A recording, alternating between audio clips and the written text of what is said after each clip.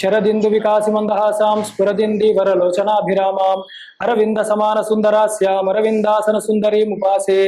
గురుర్బ్రహ్మ గురుర్విష్ణుర్ గురుర్దేవో మహేశ్వరః గురుర్ సాక్షాత్ పరం బ్రహ్మ తస్మై శ్రీ గురవే నమః.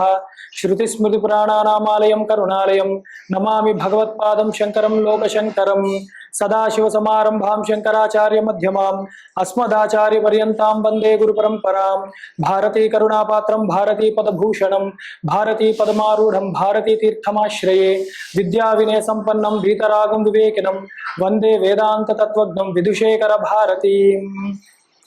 వైదేహీ సహితం సురద్రుమతలే హైమే మహామండపే మధ్యే పుష్పకమాసనే మణిమయే వీరాసనే సుస్థితం.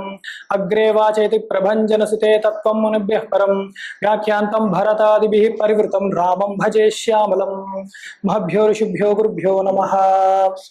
శారదా చంద్రమౌళీశ్వరుల అనుగ్రహంతో శృంగేరి జగద్గురువుల యొక్క అనుగ్రహంతో ఇవాల్టి రోజున మనము శ్రీ రామ భుజంగ ప్రయాత స్తోత్రాన్ని అర్థం చేసుకునే ప్రయత్నం చేద్దాం. మొట్టమొదట శంకరాచార్యులు వారు మనకి చేసిన గొప్ప ఉపకారాలలో ఇది చాలా గొప్పది. ఏమిటి అంటే వారు భారతదేశం నలుమూలలా తిరిగి వారు ఎన్నో ప్రస్థాన గ్రంథములు రచించి ఉన్నారు. అలాగే ప్రకరణ గ్రంథాలు రచించారు, ప్రస్థాన త్రయాన్ని అందించారు. మనలాంటి సామాన్యులకి స్తోత్ర వాంగ్మయాన్ని కూడా అందించారన్నమాట. ఎందుకంటే ప్రస్థానత్రయము అంటే భగవద్గీత, ఉపనిషత్, బ్రహ్మసూత్రాదులు చాలా కఠినంగానే ఉంటాయి. అంటే దానికి ఒక పరిపక్వత ఉంటే తప్ప సాధారణంగా అర్థం కావు. దాని యొక్క కృషి చాలా గొప్పగా ఉంటుంది అని. దానిలో ఉన్న తత్వం ఏమిటి అంటే బ్రహ్మ విద్యయే చెప్పబడింది. ఆత్మతత్వము, మన యొక్క నిజ స్వరూపము ఏమిటి అని తెలుసుకోవడము, లేదా బ్రహ్మ సత్యం జగన్మిథ్య అన్న వేదము యొక్క ఉపదేశము చక్కగా అవగతం అవ్వడానికి ఈ ప్రస్థానత్రయము చాలా గొప్పగా మనకి సహకరిస్తుంది. అది కాకుండా మనకి ప్రకరణ గ్రంథ రూపాల్లో ఎన్నో ఇచ్చారన్నమాట. ఈ ఆత్మబోధ, వివేక చూడమని అట్లాంటివన్నీ. వాటిల్లో కూడా అతి సరళముగా బ్రహ్మజ్ఞానముని లేదా ఆత్మజ్ఞానాన్ని, ఆధ్యాత్మ విద్యని, ఇవన్నీ ఒకటే మాటలు, ఇవన్నీ కూడా అందజేశారు జగద్గురు ఆదిశంకరాచార్యులు వారు. తర్వాత కోవలోకి వారు ఎన్నో గుడులను పునరుద్ధరణ చేశారు, ఎన్నో సాంప్రదాయాలను సమన్వయం చేశారు, షణ్మతాలను స్థాపనం చేశారు, పంచాయతన పూజా విధానాన్ని వారు తీసుకువచ్చి ఉన్నారు. ఏది వేదాంతర్గతమైనదే, కొత్తది కాదది. అలా చేస్తూ అమ్మవారిని ఎంత గొప్పగా ప్రార్థించాలో వారే ఆ శ్రీచక్రాన్ని రచించారు స్వయంగా అనేక క్షేత్రాల్లో చేసి మనకి ఎన్నో మార్గములు. నిన్న కూడా మీరు చూసే ఉంటారు శంకరుల యొక్క వాంగ్మయం ఎంత గొప్పగా ఉంటుంది. కళ్యాణ వృష్టి, కనకధార స్తోత్రం, ఇలాంటి వాటిల్లో అంటే నిజ తత్వాన్ని వారు ఇస్తారు. అలాంటి కోవకి చెందిందే ఈ రామ భుజంగ స్తోత్రం కూడా. ఈ రామ భుజంగ స్తోత్రంలో కూడా మీరు చూస్తే పైకి స్తోత్రాల్లాగానే ఉంటాయి. ఇవన్నీ చదువుకుంటున్నాము, భక్తి ఉంది, శ్రద్ధ ఉంది, సరిపోతుందని చదువుతాం. కానీ ఒక్కసారి ఆలోచించి కనుక ఆ అక్షరాలని, ఆ తత్వాన్ని గమనించడం మొదలు పెడితే అప్పుడు తెలుస్తుంది జగద్గురు ఆదిశంకరాచార్యులు వారు మనకి తత్వాన్నే ఉపదేశిస్తున్నారు, పేరుకి స్తోత్రము వలె కనపడుతున్నది అని అది ఖచ్చితంగా మనకు అర్థమవుతుంది అన్నమాట. అందుకే వారు జగద్గురువులు అని మనం చెప్తాం. అయితే ఈ మనకి 4 పీఠాలని నలుమూలలా కూడా శంకరాచార్యులు వారు ప్రతిష్టాపన చేసింది కూడా భారతదేశానికి రక్షణగా పెట్టారన్నమాట. నలుదిక్కుల మనము ఈ దక్షిణ పదంలో ఉన్న వాళ్ళము శృంగేరి పరంపరకు చెందినవారు. మనకి ఎవరు గురువులు, ఆచార్యులు అంటే మొట్టమొదట జగద్గురువులు శృంగేరి ఆచార్యులే. వారిని ఆశ్రయించి వారి యొక్క మార్గదర్శనంలోని మాత్రమే మనం అన్ని తెలుసుకుంటూ ఉండాలి. అది అందరికీ తేటతెల్లమే అయి ఉంటుంది ఈ పాటికి. అందుకని వారి పాద పద్మములకు, శారదాంబ చంద్రమౌళీశ్వరులకు, అలాగే శృంగేరి జగద్గురువులకి ఒకసారి నమస్కరించుకుంటూ మనం ఇవాల్టి పాఠంలోకి, ఇవాల్టి ప్రవచనంలోకి ప్రవేశిస్తూ ఉందాము. శ్రీరామ జయము. శ్రీ రామచంద్రమూర్తి మనకు దశావతారాల్లో ఒకానొక అవతారముగా దర్శనమిస్తూ ఉంటారు. శ్రీ మహావిష్ణువు యొక్క అవతారాలలో ముఖ్యమైన అవతారాలలో, పూర్ణ అవతారాలలో ఒకటి శ్రీరామచంద్రమూర్తి యొక్క అవతారం. అది అందరికీ తెలిసిందే, కావ్యములలో ఉన్నాయి, అలాగే పురాణాల్లో ఉన్నాయి. ఇది కాకుండా రామతాపిని ఉపనిషత్ అనే ఉన్నది. ఒక వేదాంతర్గతమైన ఉపనిషత్తులో శ్రీరామచంద్రమూర్తి యొక్క తత్వం చెప్పబడిందంటే రాములు వారు కాలానికి దేశానికి సంబంధించిన వారు కాదు. ఒకానొక సమయంలో వారి అవతారం వచ్చింది, తర్వాత కొన్నేళ్ళు 11,000 సంవత్సరాలు అయ్యాక వారు అవతారాన్ని చాలించారు అనుకోవడానికి వీల్లేదు. వారు ఎప్పుడూ నిత్య సత్యమైన శుద్ధ పరబ్రహ్మతత్వము అన్నది రామతాపిని ఉపనిషత్తులో స్పష్టంగా ఉంది. ఉపనిషత్తు అంటేనే జ్ఞాన సంబంధం, వేదంలో ఉన్నవి అన్నమాట. అందుకని అంతటి గొప్ప రామచంద్రమూర్తి యొక్క తత్వాన్ని శంకరాచార్యుల వారు ప్రార్థిస్తూ భుజంగ ప్రేతాష్టకం అన్నారనమాట. అంటే భుజంగము అంటే ఒక చిన్న సర్పము వలె. ఆ సర్పం ఎలా పాకుతుందో దీని శైలి అలా ఉంటుందన్నమాట. అది చదివేటప్పుడు ఇది ఎంతో రమ్యముగా ఉంటుంది, మధురముగా ఉంటుంది. దీని యొక్క కూర్పు కూడా మనం అర్థం చేసుకోవాలి. మనం ఇవాళ ప్రవచనంలో చెప్పుకుంటూ కూడా దీని కూర్పు ఎలా ఉంది, జగద్గురు శంకరాచార్యుల వారు ఎలాగ దీని రచన చేసి మనం స్తోత్రముతో అంటే భక్తితో చదువుకుంటూ ఒక పక్క చరిత్ర అసలైన వాల్మీకి రామాయణాల్లో వాటిల్లో ఉన్న చరిత్రని స్పృశిస్తూ ఎలా ఉన్నది అని తెలుసుకుంటూ ఒక పక్క అసలు ముఖ్యమైన పరబ్రహ్మతత్వము, నిర్గుణ నిరాకార పరబ్రహ్మ తత్వాన్ని ఎలా తెలుసుకుంటున్నాము అన్నది కూడా ముఖ్యమైన అంశ కింద జగద్గురువులు మనకి ఈ స్తోత్ర వాంగ్మయంలో మనకి ఇచ్చారనమాట. అందుకే నాకు సంబంధించి ఇవన్నీ కూడా ప్రకరణ గ్రంథాలే ఒక రకంగా. అంటే చక్కగా కూర్చబడిన ఆత్మతత్వాన్ని చెప్పబడే గ్రంథాలు ప్రకరణ గ్రంథములు చక్కగా కూర్చబడ్డాయి అన్నమాట. అయితే ఇందాక మనం ఒక ధ్యాన శ్లోకం చెప్పుకున్నాం. అంటే రామచంద్రమూర్తి యొక్క దర్శనము, ఒక ధ్యానము అది మనకు అలా ఉండాలన్నమాట. వైదేహి సహితం సురద్రుమతలే. రామచంద్రమూర్తి ఎలా ఉంటారు, ఎప్పుడూ శక్తి సహితముతోనే మనం ఆరాధిస్తూ ఉంటాం. కానీ సమయాచారము అంటారనమాట. శక్తి లేకుండా అలా ఆచారం అనేది పొరపాటు. అది రామాయణంలోనే మనం చూడొచ్చు.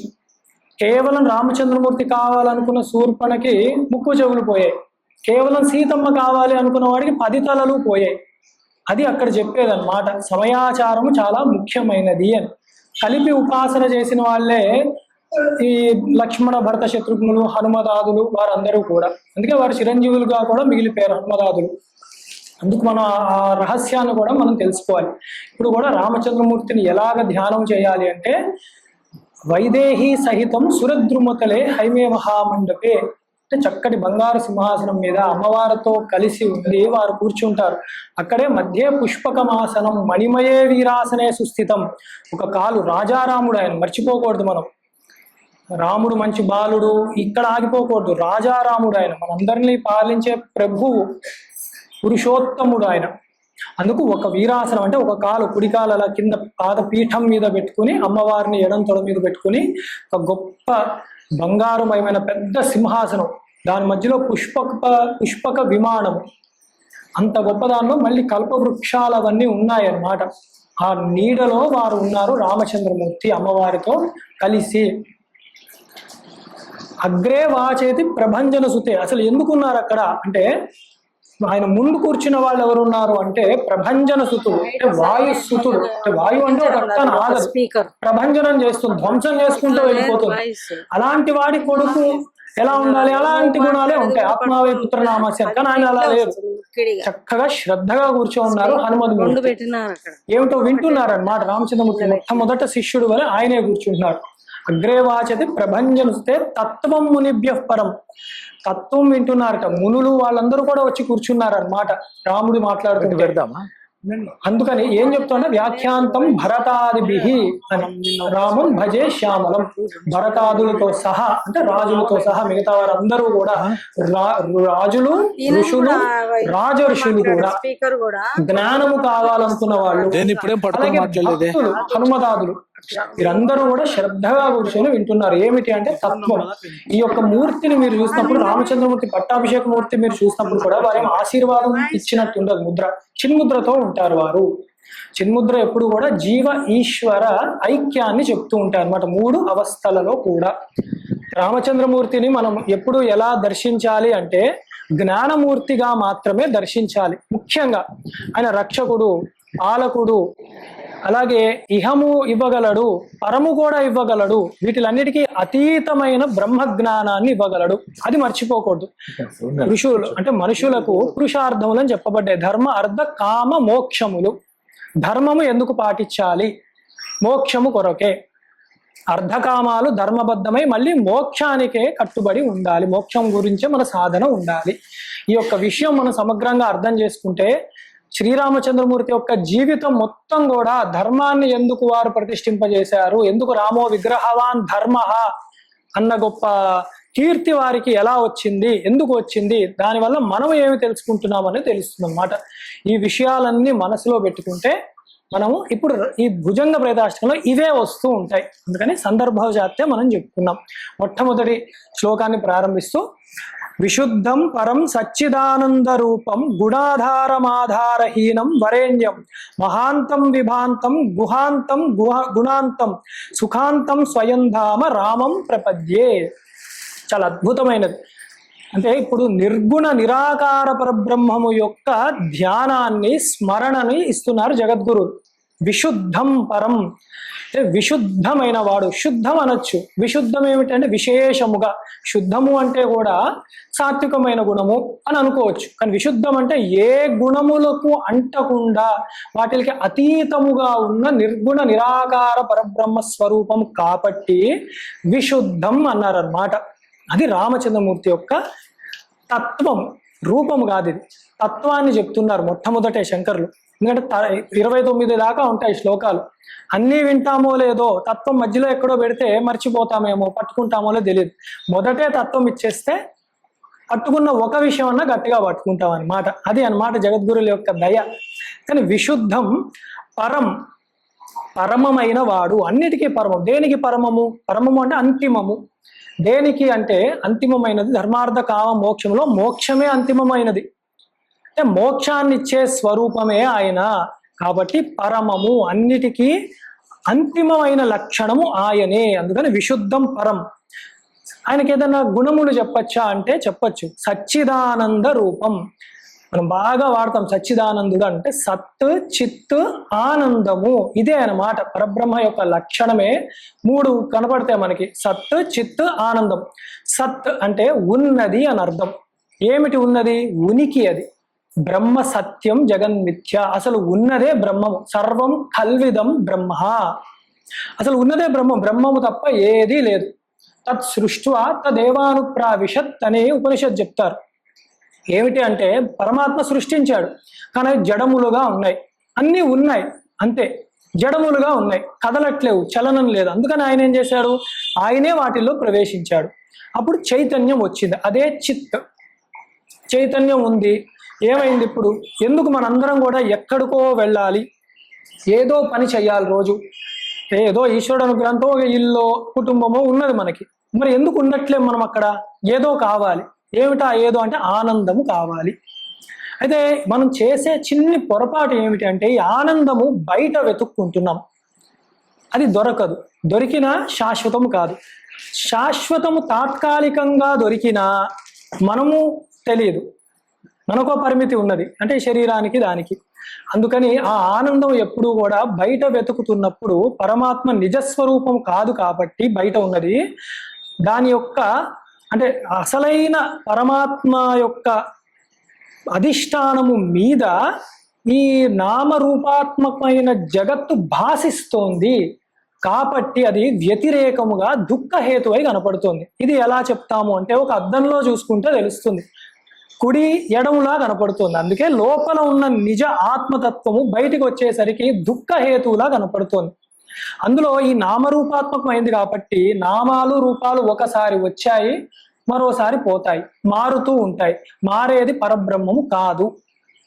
అందుకే పరమాత్మ ఎప్పుడు సచ్చిదానందుడు. సత్తు, చిత్తు, ఆనందం.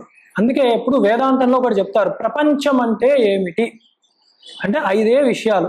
ఎప్పుడు పంచభూతాలను గబాలను వెళ్ళిపోతాం మనం. అలా కాకుండా అస్థి భాతి ప్రియం నామరూప ఇత్యంశ పంచకం ఆద్యత్రయం బ్రహ్మరూపం తదోద్వయం జగద్రూపం, లేదా జగద్రూపం తదోద్వయం.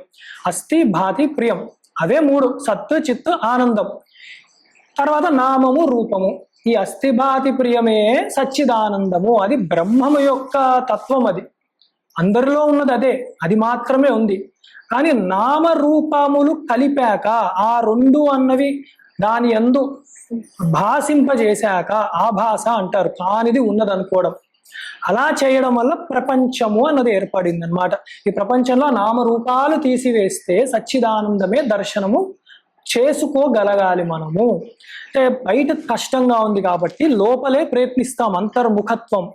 అదే మనము మన అమ్మవారిని కూడా చదివేటప్పుడు చూస్తాం కదా, మనం అంతర్ముఖ సమారాధ్య బహిర్ముఖ సుదుర్లభ, ఇదే దాని అర్థం. అందుకని విశుద్ధం పరం సచ్చిదానంద రూపం అంటే రూపాత్మకమైన ఈ జగత్తు కూడా పరమాత్మయే, కానీ మనం అలాగా నేరుగా తెలుసుకోలేకపోతున్నాం. రూపం అన్నది గుణానికి సంబంధించింది, ఒకసారి వచ్చింది ఒకసారి పోయింది. అదే విశ్వం, విశ్వం విష్ణు వషట్కారు అని మనం చదువుతాం. ఆ విశ్వం ఏమిటంటే రూపాత్మకమైన బ్రహ్మతత్వం. అదే ఇక్కడ చెప్తున్నారు సచ్చిదానంద రూపం అన్నారు. మరి నామం అని ఎందుకు అనలేదు అంటే నామము రూపము కలిసే ఉంటాయి, రెండోసారి చెప్పక్కర్లేదు మనం అవన్నీ. ఎందుకు అంటే ఒక కుండ అన్నం అనుకోండి, దాని యొక్క ఆకారం మన రూపం మనసులో మెదులుతుంది. కుండ యొక్క రూపాన్ని చూసిన వెంటనే నామం ఇది కుండ అని తెలుస్తుంది, అందుకని కలిసే ఉంటాయి. కాబట్టి రూపం అని ఆపేశారనమాట జగద్గురువులు. అది మనం అర్థం చేసుకోవాలి. ఎప్పుడు కూడా బ్రహ్మతత్వం అంత గొప్పగా ఉంటుంది. వారు మొదటి లైన్లోనే అంతా జోడించి పెట్టేశారనమాట వేదాంతాన్ని. అందుకే తర్వాత గుణాధారం ఆధారహీనం వరేణ్యం, గొప్ప పూజనీయుడైన అంతిమమైన వాడు, అన్నిటికీ ఆనవాల అయి ఉన్నాడు. ఎవరు ఆయన అంటే గుణాధారం, అన్ని గుణములకు ఆధారము. ఏమిటా గుణములు? గుణము అన్నప్పుడే ప్రకృతి మాయ త్రిగుణములు అని తెలుసుకోవాలి. ఈ ప్రకృతి మాయ సహజముగా స్వతంత్రముగా కలిగినవి కావు, ఇవి కూడా ఈశ్వరుడి యొక్క అనుమతితోనే పనిచేస్తూ ఉంటాయి, ఈశ్వరుడి యొక్క ఉనికితోనే పనిచేస్తూ ఉంటాయి. కాబట్టి ఆ గుణములకు ప్రకృతికి మాయకి కూడా ఆధారమైన వాడు పరమాత్మ ఈశ్వరుడు. ఇక్కడ ప్రకృతం మనము శ్రీరామచంద్రమూర్తి అంటాం. అందుకే మమ మాయా దురత్యయ మాయనంతు తరంతితే గీతలో చెప్పారు. మాయ కష్టంగానే ఉంటుంది కానీ నేను తరింప చేయగలను, ఎందుకంటే ఆయన మాటే వింటున్నది అందుకని. అలాగే ఆధారహీనం, ఆయనకి వేరే ఆధారం ఏమీ లేదు. పరమాత్మను తెలుసుకోవాలండి, దేన్ని పెట్టైనా చూడొచ్చా, దేని ద్వారా తెలుసుకోవచ్చా, కుదిరే పని కాదు. ఆయన స్వతంత్రుడు, పురుషోత్తముడు. కాబట్టి ఏది కూడా ఆయనకు ఆధారం లేదు, అన్నిటికీ ఆధారం పరమాత్మయే.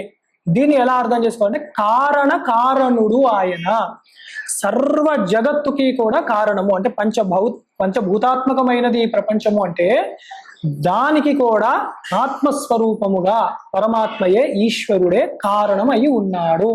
తస్మాత్ ఆత్మన ఆకాశ సంభూత అని వేదం చెప్తోంది. అంటే ఈ ఆత్మ నుండే ఆకాశము, దాని నుండి మిగతా పంచభూతములన్నీ కూడా లేదా మిగిలిన భూతములన్నీ కూడా వచ్చి ఉన్నాయి అని.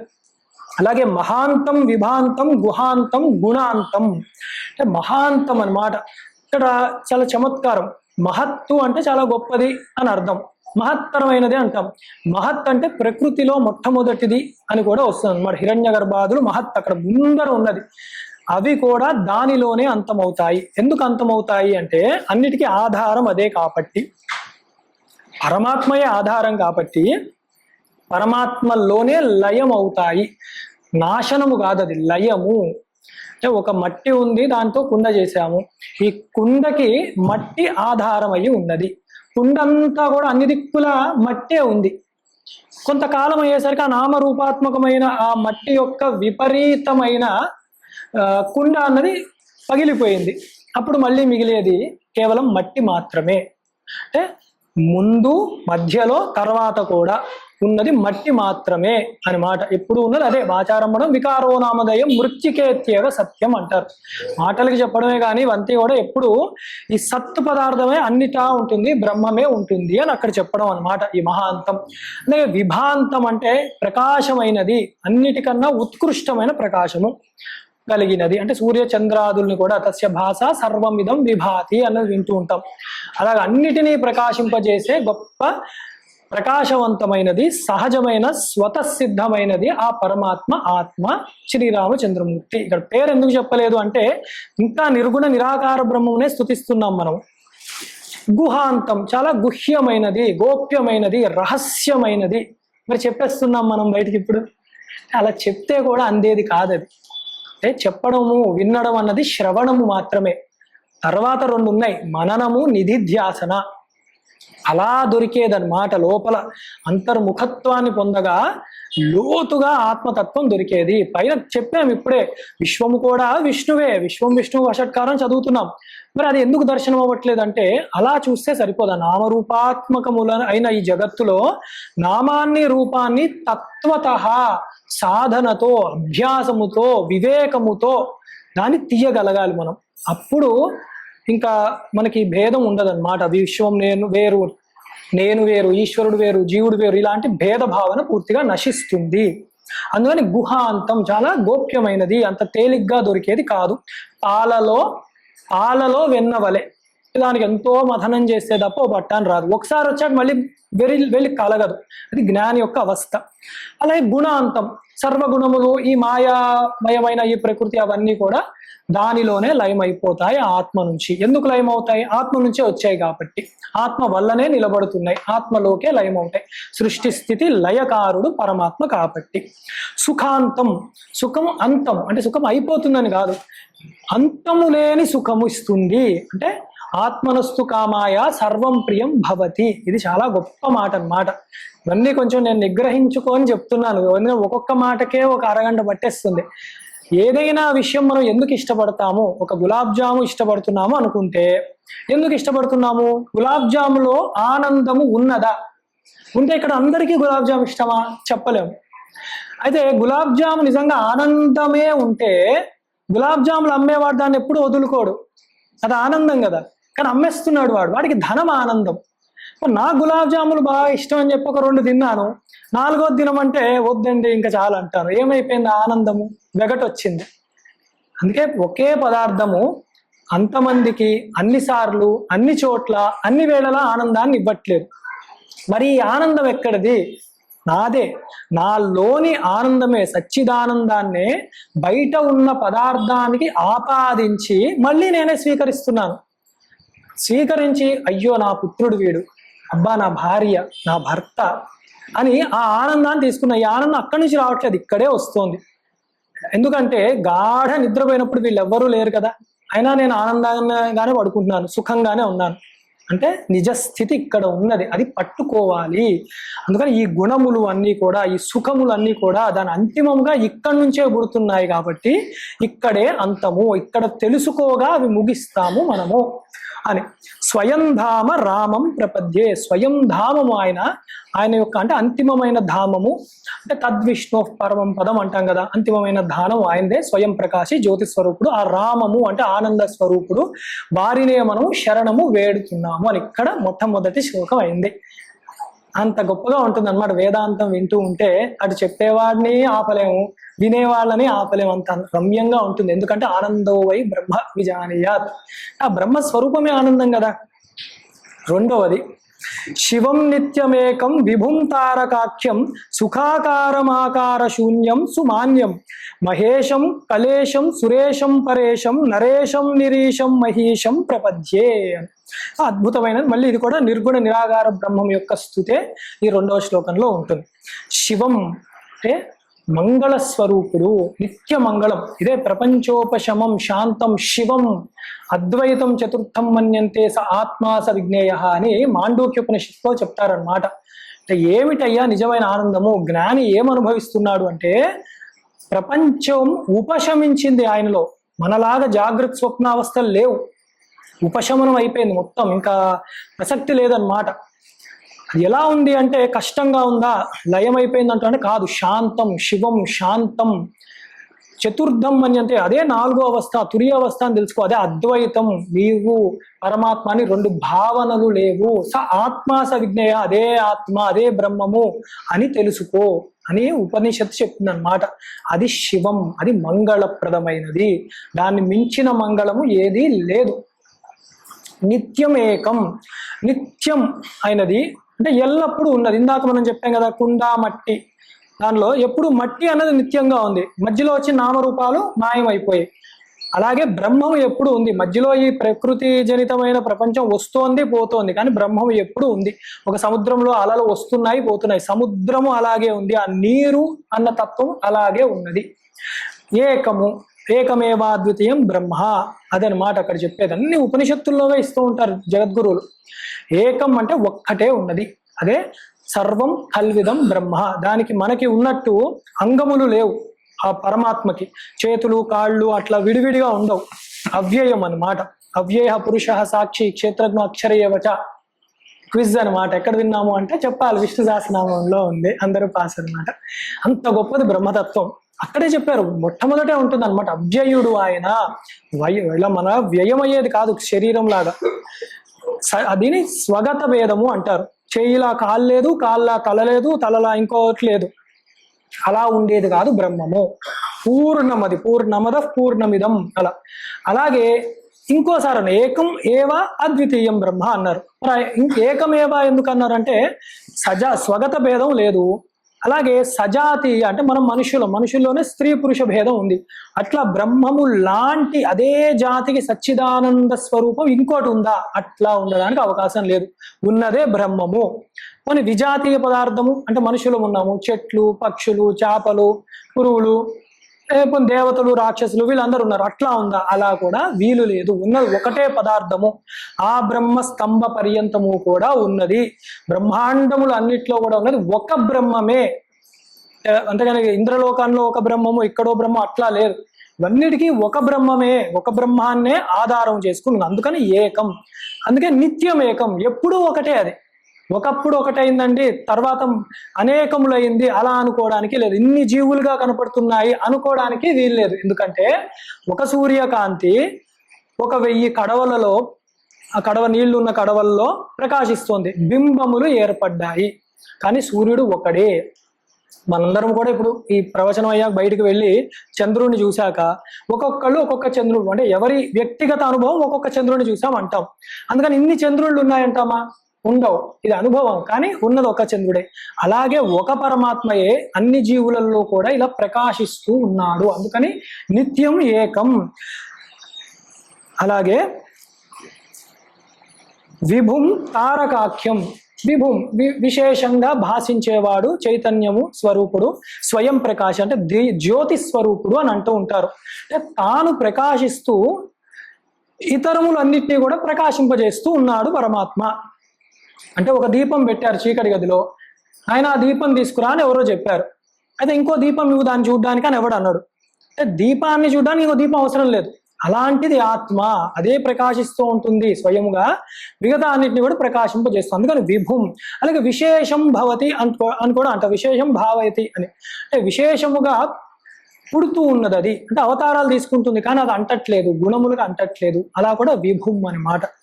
తారకాఖ్యం అదే తరింపజేసేది, తారక నామము అదే, తరింపజేసేది అదే బ్రహ్మ విద్య, దాని తప్ప వేరేది లేదు.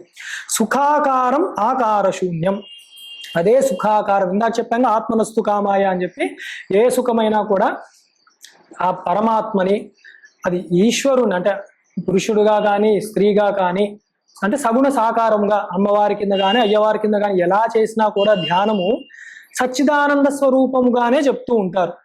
అందుకని అది సుఖాకారం. ఏ ఆకారం తీసుకున్నా, రామచంద్రమూర్తిగా, వామనమూర్తిగా, నరసింహమూర్తిగా, శివుడిగా, గణపతిగా, అమ్మవారిగా ఎలా తీసుకున్నా కూడా ఆకారం సుఖాన్నే ఇస్తుంది, సంతోషాన్నే ఇస్తుంది, ప్రశాంతతని ఇస్తుంది అని. కానీ వారు అక్కడితోనే ఆగిపోయారు. అంటే ఆకార శూన్యం, ఆకారం లేదయ్యా. ఆకారం లేకుండా కూడా సుఖమైన ఆకారాన్ని మనకిస్తుంది, మనకున్న ఆకారాన్ని సుఖతరాన్ని చేస్తుంది అన్నమాట, అదే తారకం. అలాగే సుమాన్యం, అదే చాలా గొప్పవాడు, గౌరవనీయుడు, పూజనీయుడు. ఎన్నో స్తోత్రాలు మనం వ్యవహారంలో కూడా ఎంతో మందిని పొగుడుతూ ఉంటాం, మీరు ఇంద్రుడండి, చంద్రుడండి, రాజండి, ఇదండి అదండి, కానీ అవన్నీ మాటలుగా మిగిలిపోతాయి. ఇవే పరమాత్మకి వెళ్తే ఈ మాటలు కూడా పరమాత్మను చేరుకోలేకపోతూ ఉంటాయి. అలాంటిది పరమాత్మ తత్వం అన్నమాట.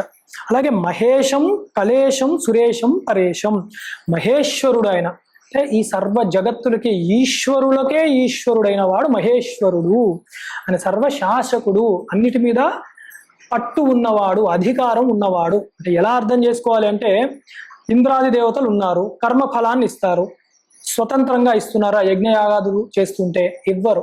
వారు కూడా అక్కడికి వెళ్ళి రిపోర్ట్ చేసి రావాలన్నమాట. స్వామి ఇట్లా చేస్తున్నారు, ఏమంటారు? ఆయన సరే అంటే ఇస్తారు, లేదు అంటే మళ్ళీ వెనక్కి వచ్చి చేతులు కట్టుకునే కూర్చుంటారు వాళ్ళు. అలాంటి వాడు కాబట్టి మహేశ్వరుడు ఆయన. బ్రహ్మగారు కూడా చేతులు కట్టుకుని నించుంటాడు వారి దగ్గర. అందుకని అలాగే కళేశం, సర్వ కళలు అంటే మనకి 16 కళలు, 64 కళలు, 60,000 కళలు ఎన్నో చెప్తారు. సర్వ కళలకి కూడా ఈశ్వరుడు. ఇదే మనం ఎలా అర్థం చేసుకోవాలి? సంక్షేపంగా చెప్పాలంటే భగవద్గీతలో విభూతి యోగం చూడండి. ఆ కళలన్నీ చెప్తాడు. చెప్పి కూడా ఆయన ఏమంటాడు? ఇది నా ఒక్క పదంతోనే ఇవన్నీ, పాదముతోనే మోస్తున్నాను ఇవన్నీ కూడా అని చెప్తాడన్నమాట. అంటే విభూతి, అన్ని విభూతులు చెప్పి కూడా ఇది ఇంతేనే, ఏకదేశంగా చాలా తక్కువ చెప్పాను అంటారు. అందుకని అంత సర్వ కళలకు అధికారం. మనం తెలుసుకోలేము కూడా. ఎందుకు తెలుసుకోలేము ఆలోచిస్తే, తెలుసుకునేవి దేనితో తెలుసుకుంటాము? మనస్సుతో, ఇంద్రియాలతో. ఇంద్రియ గోచరం అవ్వేవి ఏమిటి అంటే వస్తువులు, పాంచభౌతికమైనవి, ధాతు సంపర్కమైనవి తెలుస్తాయి. అంటే పరిమితి ఉంది, గుణము ఉండాలి. ఒకటేదో ఎరుపుగా ఉంది, ఒకటేదో పచ్చగా ఉంది అని చెప్తున్నానంటే దానికి ఒక గుణము ఉంది, రూపము ఉంది, నామం ఉంది. నామరూప గుణములలో ఇమిడి ఉంటుంది కాబట్టే ఇంద్రియాలు పట్టుకుంటాయి. దీనికి అతీతమైన వాడు పరమాత్మ. గుణాతీతం అని ముందే చదివాం మనం. కాబట్టే పరమాత్మని తెలుసుకోలేము ఇంద్రియాలతో. అదే ఇక్కడ కలేశం అనుక వీటికి ఈశ్వరుడు ఆయన పైన స్థాయిలో ఉంటాడు. సురేశం, సురులు అంటే దేవతలు, వారందరికి కూడా ప్రభువు. సురేశం అనే శబ్దం ఇంద్రుడికి చెప్పిన, వేదంలో ఇంద్రుడిని సాక్షాత్తు ఈశ్వరుడుగానే చెప్పారనమాట. వేదంలో, పురాణంలో చెప్పిన ఇంద్రుడిని కొంచెం వేరే విధంగా చెప్పారు. కానీ మీరు గుర్తుపెట్టుకోండి, పురాణాల్లో కూడా లేదా కావ్యాల్లో వాటిలో కూడా, రామాయణం తీసుకున్న ఇంద్ర అంశతో పుట్టినవాడు సుగ్రీవుడు. ఆ సుగ్రీవుని కాపాడడానికి ఈశ్వరుడు వచ్చాడు. ఇంద్రుడు చాలా సత్వగుణ సంపన్నుడు, దేవదేవుడే ఆయన కూడా అక్కడి వరకు. అలాగే అర్జునుడు కూడా, పాండవులు కూడా ఇంద్ర అంశ కలిగిన వాళ్ళు. వారి పక్కననే కృష్ణ పరమాత్మ ఉన్నారు. అంటే ధర్మబద్ధమైన వాడు అనమాట ఇంద్రుడు కూడా. మనం అలా అర్థం చేసుకోవాలి. ఎప్పుడు ధర్మబద్ధమైన వాడు అవుతాడు? మన ఇంద్రియాలు కూడా అంటే భగవత్ సమర్పణ జరుగుతాయి. అప్పుడు సురేశం, ఇక్కడే ఆయన ఈశ్వరుడై మనల్ని పాలిస్తూ ఉంటాడు. లేదా తెలుసుకోలేము. అప్పుడు పాలిస్తాడు, ఇప్పుడు పాలిస్తాడు ఆయన, తెలుసుకోలేము మనం. పరేశం, అన్నిటికీ పరమమైన ఈశ్వరుడు. అన్నిటికీ అంటే ఇది అపరమైనది, పరమమైనది, సర్వముఖి కూడా ఈశ్వరుడు పరమాత్మ, పరమేశ్వరుడు అంటాం కదా, అది అన్నమాట. అలాగే నరేశం, నరుల అందరికీ కూడా ఈశ్వరుడు. అదే శ్రీరామచంద్రుడి యొక్క అవతారమే అది. సర్వ భూమండలానికి కూడా వారే ఈశ్వరుడు. నిరీశం, వారికి ఇంకా వారి పైన ఇంకో ఈశ్వరుడు లేనే లేడు కాబట్టి నిరీశ్వరుడు పరమాత్మ. అలాగే మహీశం, భూమండలానికి అధిపతి. అంటే శ్రీ భూ సమేత అంటాం కదా, అంటే భూదేవి. అంటే ఇది ఎలా అర్థం చేసుకోవాలి అంటే, భూదేవి అంటే పరమాత్మకి వాసుదేవుడు అని పేరు. వసువులలో వాసుదేవుడు అన్నమాట. వసువు అంటేనే ఐశ్వర్యాలకి సంబంధించిన గొప్ప గణములు వారు. దేవతలు అని మనం ఎవరిని అంటాము అంటే ముఖ్యంగా వసు, రుద్ర, ఆదిత్యులు అంటాం. ఈ వసువులు అన్న గణములు ఐశ్వర్యాన్ని ఇస్తూ ఉంటాయి భూమండలాల్లో. వీళ్ళందరికీ దేవుడు కాబట్టి కూడా వాసుదేవుడు అన్న నామం ఉంది ఆయనకి కూడా. ఇది కూడా ఒక నామం కాబట్టి ఆయన మహీపతి, మహేశ్వరుడు, మహీషుడు అని. అంత గొప్ప స్వామికి మనము నమస్కారం చేసుకుంటున్నాము, ప్రపద్యే శరణం వేడుతున్నాము, ఆశ్రయిస్తున్నాము అని. మూడవది, యదావర్ణయత్కరణ మూలేంతకాలే శివో రామ రామేతి రామేతి కాశ్యాం తదేకం పరం తారక బ్రహ్మరూపం భజేహం భజేహం భజేహం భజేహం. ఇంత గొప్పదంటే కాశ్యాం అన్నారు. కాశ్యాంతు మరణాన్ముక్తి అని అందరికీ తెలిసిందే. కాశీలో ఎవరైనా అంటే కాశీలో ఎవరన్నా కూడా శరీరం విడిచిపెడితే సహజముగా చనిపోతే సాక్షాత్తు విశ్వేశ్వరుడు వచ్చి ఆ యొక్క జీవుణ్ణి తరింపజేయడానికి ఆ పంచక్రోశముల మధ్యలో పడిన వాడి చెవులో తారక మంత్రాన్ని అందజేస్తాడనమాట. అది ఏమిటి అంటే, ఇలా చదివితే కూడా 3 సార్లు రామనామం చెప్తున్నాం అనమాట మనం. శివో రామ రామేతి రామేతి కాశ్యామని అలా అన్నప్పుడు 3 సార్లు రామ రామ రామ, శ్రీరామ రామ రామేతి రమే రామే మనోరమే, సహస్రనామ తతుల్యం రామనామ వరాన్నే. అంటే మనం సహస్రనామాలు చదివేసాం కూడా ఈ కాస్త సమయంలో. అంత అదృష్టం అది జగద్గురువుల యొక్క శైలి అలా ఉంటుంది అని. సాక్షాత్ విశ్వేశ్వరుడు కూడా వచ్చి చెవులో తారక మంత్రాన్ని ఉపదేశిస్తూ ఉంటాడు. అదే రామ మంత్రమే అన్నమాట. అనేక పురాణాల్లో అనేక విధాలుగా కూడా చెప్పారు. కానీ ఎక్కువ చోట్ల చెప్పింది రామ అన్న నామమే చెప్పారనమాట. అంటే రా అన్నది అగ్ని బీజం, అదంతా కూడా పాపముల్ని దగ్ధం చేస్తుంది. ఏమిటి ఆ పాపములు? అజ్ఞానమే పెద్ద పాపం. నేను ఈ శరీరాన్ని జీవుణ్ణి అనుకోవడమే పెద్ద పాపం, అందుకని అది దగ్ధం చేస్తుంది. మా అన్నది అమృత బీజం, అమృతాన్ని నింపుతుంది అన్నమాట. శరీరంలో అమృతాన్ని నింపడం అన్నప్పుడే ఇంకా వాడికి చావు లేదు. అంటే వాడి యొక్క సహజ స్వరూపాన్ని తెలుసుకునే యొక్క తత్వము వాడికి అవగతం అవుతుంది. అంటే జ్ఞానబోధ చేస్తున్నాడు శివుడు. జ్ఞానబోధ ఎందుకు? దక్షిణామూర్తి ఆయన. అది ఏమిటంటే రామ అన్న శబ్దంతో చెప్తున్నాడు. ఆయన అలా ఉచ్చరించినా చెప్పేవాడు జ్ఞాని కాబట్టి జ్ఞానమే వెళ్తుంది ఆ జీవుడికి, వాడి యొక్క ప్రారంధం అక్కడితో ఆగిపోతుంది. అంతది తదేకం పరం తారక బ్రహ్మరూపం భజేహం భజేహం. అందుకని ఆ యొక్క రామనామాన్నే ఇప్పటి నుంచే భజిస్తాను 4 మార్లు జగద్గురువులు చెప్పారనమాట. 4వది మహారత్న పీఠే. అయితే ఇక్కడ పైన చూస్తే రామనామం యొక్క విశేషం చెప్పారు. అంటే ఏమిటి ఇక్కడ చూసారా? నిర్గుణ నిరాకార బ్రహ్మము 2 శ్లోకాల్లో చెప్పారు. ఇప్పుడు నామము చెప్పారు అంటే నాద బ్రహ్మాన్ని చెప్తున్నారు, నామ బ్రహ్మాన్ని చెప్తున్నారు. ఇప్పుడు నామానికి రూపం ఉందా? కానీ రాస్తాం రామ అని, అది చెప్పలేము. అందుకే ఉందా అంటే ఉంది, లేదా అంటే లేదు. శివలింగం లాగా ఒక రకంగా శివలింగానికి ఆకారం ఉందంటే ఉంది, మరి కాళ్ళు చేతులు కళ్ళు ముక్కు నొరుచు పెట్టండి అట్లా లేదు. అలా అన్నమాట. అన్ని ఆకారాలు అదే, ఏ ఆకారం లేనిది అదే. అట్లాంటిది నాద బ్రహ్మము. అందుకని ఈ 3వ దాంట్లో వారు ఆ బ్రహ్మాన్ని మెల్లిగా మన స్థాయికి తీసుకొస్తున్నారు అర్థం చేసుకోవడానికి. ఈ 4వ దానిలో సగుణ సహకార ధ్యానము మొట్టమొదట మనం ప్రారంభించిందే ఉంటుంది. అందుకే అక్కడే నేను చెప్పాను రాములు వారిని ఎలా ధ్యానం చేయాలని. అదే జగద్గురువులు కూడా మనకి చెప్తున్నారు. మహారత్న పీఠే శుభే కల్పమూలే సుఖాసీనమాదిత్య కోటి ప్రకాశం సదా జానకీ లక్ష్మణోపేతమేకం సదా రామచంద్రం భజేహం.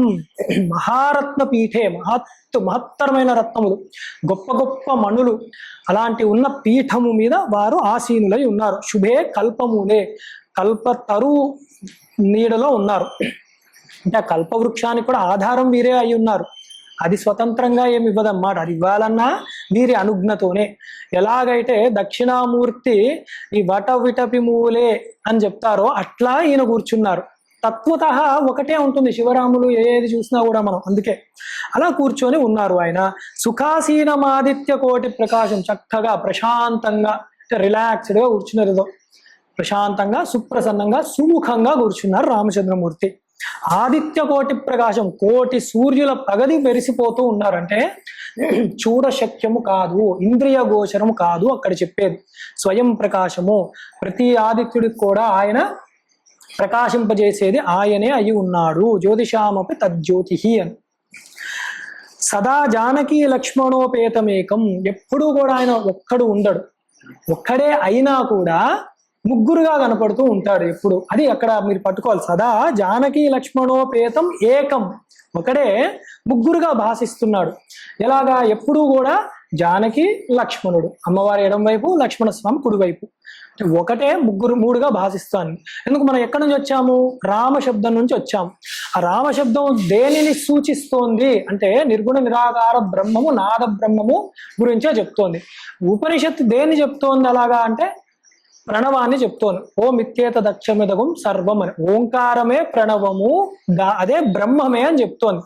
అదే ఆ ఓంకారములో బాగా చూస్తే అకార ఉకార మకారములుగా 3గా భాషిస్తుంది అన్నమాట. అలాగా ఒకటే పరబ్రహ్మ తత్వము ఏకమైనదే ఈ సీతాలక్ష్మణ సమేత రామచంద్రమూర్తిగా భాషిస్తూ ఉన్నది. అదనమాట అక్కడ పట్టుకోవాల్సిందే. సదా రామచంద్రం భజేహం. అందుకని ఆ రామచంద్రుణ్ణే మేము నిరంతరము, సదా అన్నారు, ఎల్లప్పుడూ అని. ఎల్లప్పుడు అంటే ఇంకా ఎప్పుడు అని మాట. భజిస్తూ ఉండాలి. భజ సేవయా అన్నదన్నమాట ధాతు. భజన అంటే మనం చూసే 2 ఏవో పట్టుకుని కొట్టుకుంటూ అవి కాదన్నమాట. పాటలు పాడుతూ కీర్తనలు కాదు. సేవ చెయ్యాలి. ఎలా సేవ చేస్తాం భగవంతుడికి అంటే అన్ని విధాలుగా. మనం ఏమైనా ఆయన కాళ్ళు మొక్కించుకుంటాడా వచ్చి? అలా నొక్కుతా అంటే మనకు లక్ష్మీదేవి ఒప్పుకుంటుందా? ఒప్పుకునేది కుదరని పని అది. మరి ఎట్లా అంటే మానసికంగా నాకు అన్యముగా లేడు పరమాత్మ అన్న భావన చేస్తూ వారిచ్చిన ఈ ఉపనిషత్తు యొక్క బ్రహ్మతత్వాన్ని మనం అభ్యాసం చేస్తూ ఉంటే మనకి మనమే గొప్ప సేవ చేసుకున్నట్టు. ఓ ఆత్మ ఉద్ధరణం. అదే ఉద్ధరేది ఆత్మానాత్మానం. ఎక్కడో కూడా చెప్పింది కాదు కదా, అక్కడ గీతలో వాక్యాన్ని నేను చెప్పేది.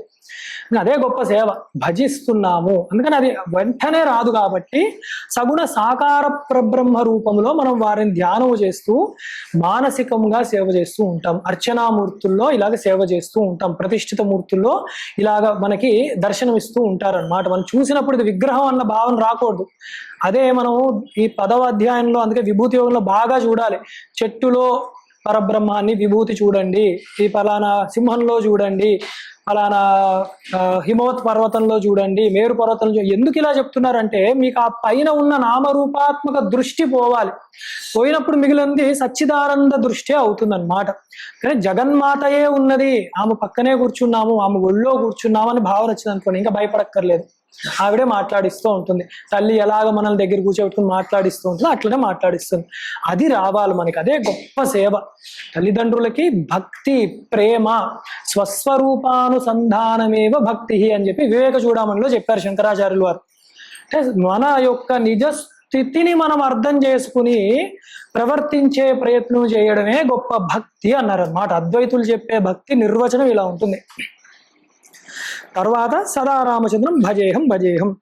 కొణద్రత్న మంజీర పాదారవిందం లసన్మేఖలాచారు పీతాంబరాఢ్యం మహారత్న హారోల్లసత్ కౌస్తుభాంగం నదచంచరి మంజరి లోలమాలం అని ఇప్పుడు రాములు వారి మీద ప్రత్యేకంగా చెప్తున్నారు అన్నమాట. ఆ ధ్యానం ఎలా ఉంది అంటే కొనద్ రత్న మంజీర పాదారిందం, పాదముల నుంచి మనము ఆ ఉపాసన ఇప్పుడు మొదలు పెడతాం. పురుషమూర్తులకి అలా ఉంటుంది, స్త్రీమూర్తులకి పైనుంచి అదొక పద్ధతి, అది సాంప్రదాయంగా వస్తుంది అనమాట. నేను వారి పాదముల సవ్వడి ఎలా ఉందంటే మంజీరములు ఉన్నాయన్నమాట. వారు నడుస్తుంటే గల్గలమని వస్తుంది. సరే, ఇలా అనడం వల్ల ధ్యానం చేసేటప్పుడు కంటి ఇంద్రియమే కాదు, ఈ చెవులు కూడా పనిచేస్తున్నాయి అన్నమాట. ఆ మనసుల భావన, నిజంగా రామచంద్రమూర్తి నడుచుకుంటూ వస్తున్నారు మన దగ్గరికి, ఆ శబ్దం వినపడుతుంది, చక్కటి పూలమాల వేసుకున్నారు, ఆ సుగంధాన్ని నేను పీలుస్తున్నాను, ఇది అన్నమాట భజించడం, ఇది సేవ చేయడం, ఇది ధ్యానము చేయడము. అంటే ఇంద్రియాలన్నీ దాని అందే పెడుతున్నాం మనము, ఇంకా దాని తప్ప ఏదంటే మనసు పెట్టేస్తున్నాం పూర్తిగా ఆ పరమాత్మ యందు. కానీ ఆ పాదారవిందములు అలా నడుస్తుంటే ఆ సవ్వడి వినిపిస్తూ ఉన్నది. లసన్మేఖలాచారు పీతాంబరాఢ్యం, చక్కటి మొలతాడు లాంటిది కట్టుకున్నట్ట. అంటే మా కృష్ణుడికే కాదండి, రాముడికి కూడా ఉంటుంది మొలతాడు అని శంకరులు చెప్తున్నారు అనమాట. బంగారు మొలతాడు పట్టుదట్టి అని అమ్మలందరూ చెప్తారు కదా, రాముడికి కూడా ఉన్నది. రెండు ఒకటే తత్వం కాబట్టి ఆ చక్కటి బంగారు మొలతాడు ఆయన ఉండి, పట్టు పీతాంబరం అంటే మంగళకరమైన వస్త్రములు ధరించి ఉన్నాడు శ్రీరామచంద్రమూర్తి. మహారత్న హారోల్లసత్ కౌస్తుభాంగం, చక్కటి హారములు రత్నములు అని వేసి ఉన్నాయి. సాక్షాత్తు శ్రీ మహావిష్ణువుకి ఉన్నట్టు కౌస్తుభ మణి కూడా ఆయన యొక్క వక్షస్థలం యందు ప్రకాశింపజేస్తూ ప్రకాశవంతముగా ఉన్నది అని తెలుస్తోంది. నదచంచరి మంజరి లోలమాలం అని చెప్పి చక్కటి మాలలు, అవన్నీ పుష్పమాలలు అవన్నీ కూడా ఆయన వారు వేసుకొని ఉన్నారు అని. దీనివల్ల మనము ఆ ధ్యానము అలా చేయాలి. మంగళ స్వరూపం, ఇందాక శివం అన్నారు, నిర్గుణ నిరాకారం, సగుణ సాకారంలో చెప్తున్నారు అన్నమాట శంకరులు ఇక్కడ. ఇలాగ మనము ధ్యానము చేసి ఉండాలి, అప్పుడు మనకి మనసు మొత్తం ఆ పరబ్రహ్మ యందు లయం అయిపోతూ ఉంటుంది. తర్వాతది లసచంద్రికాస్మేర శోణాధరాభం సముద్యత్ పతంగేందు కోటి ప్రకాశం నమద్బ్రహ్మ రుద్రాది కోటీర రత్న స్ఫురత్ కాంతి నీరాజనారాధితాంఘ్రిం అని. ఎంత గొప్ప అంటే ఆ వారు అలా ఉన్నారు అంటే, ఇందాక చెప్పిన దేవతా గణములు అంటే వసు రుద్ర ఆదిత్యులు, ఈ రుద్రులు ఇది బహువచనం. రుద్రుడు ఆయన శివుడు వేరు. మళ్ళీ ఈ కొంచెం అదొకటి అర్థం చేసుకోండి. ఆయన రుద్రుడు, ఈశ్వరుని రుద్రుడు అనడం వేదం చెప్పినది వేరు, ఈ దేవతాగణాలు చెప్పే ఈ రుద్రులు వేరు. ఇలాంటి రుద్రులు, అలాగే ఇతర దేవతాగణములు, బ్రహ్మాది రుద్రులు అందరూ కూడా రామచంద్రమూర్తి యొక్క పాదములకు నమస్కారం చేసుకుంటూ ఉన్నారు. వారు ఒక్కొక్కళ్ళే ఒక్కొక్క సూర్యుడి వలె వెలిగిపోతూ ఉంటారు. అంత గొప్ప ప్రకాశవంతమైన దేవతలు వారు.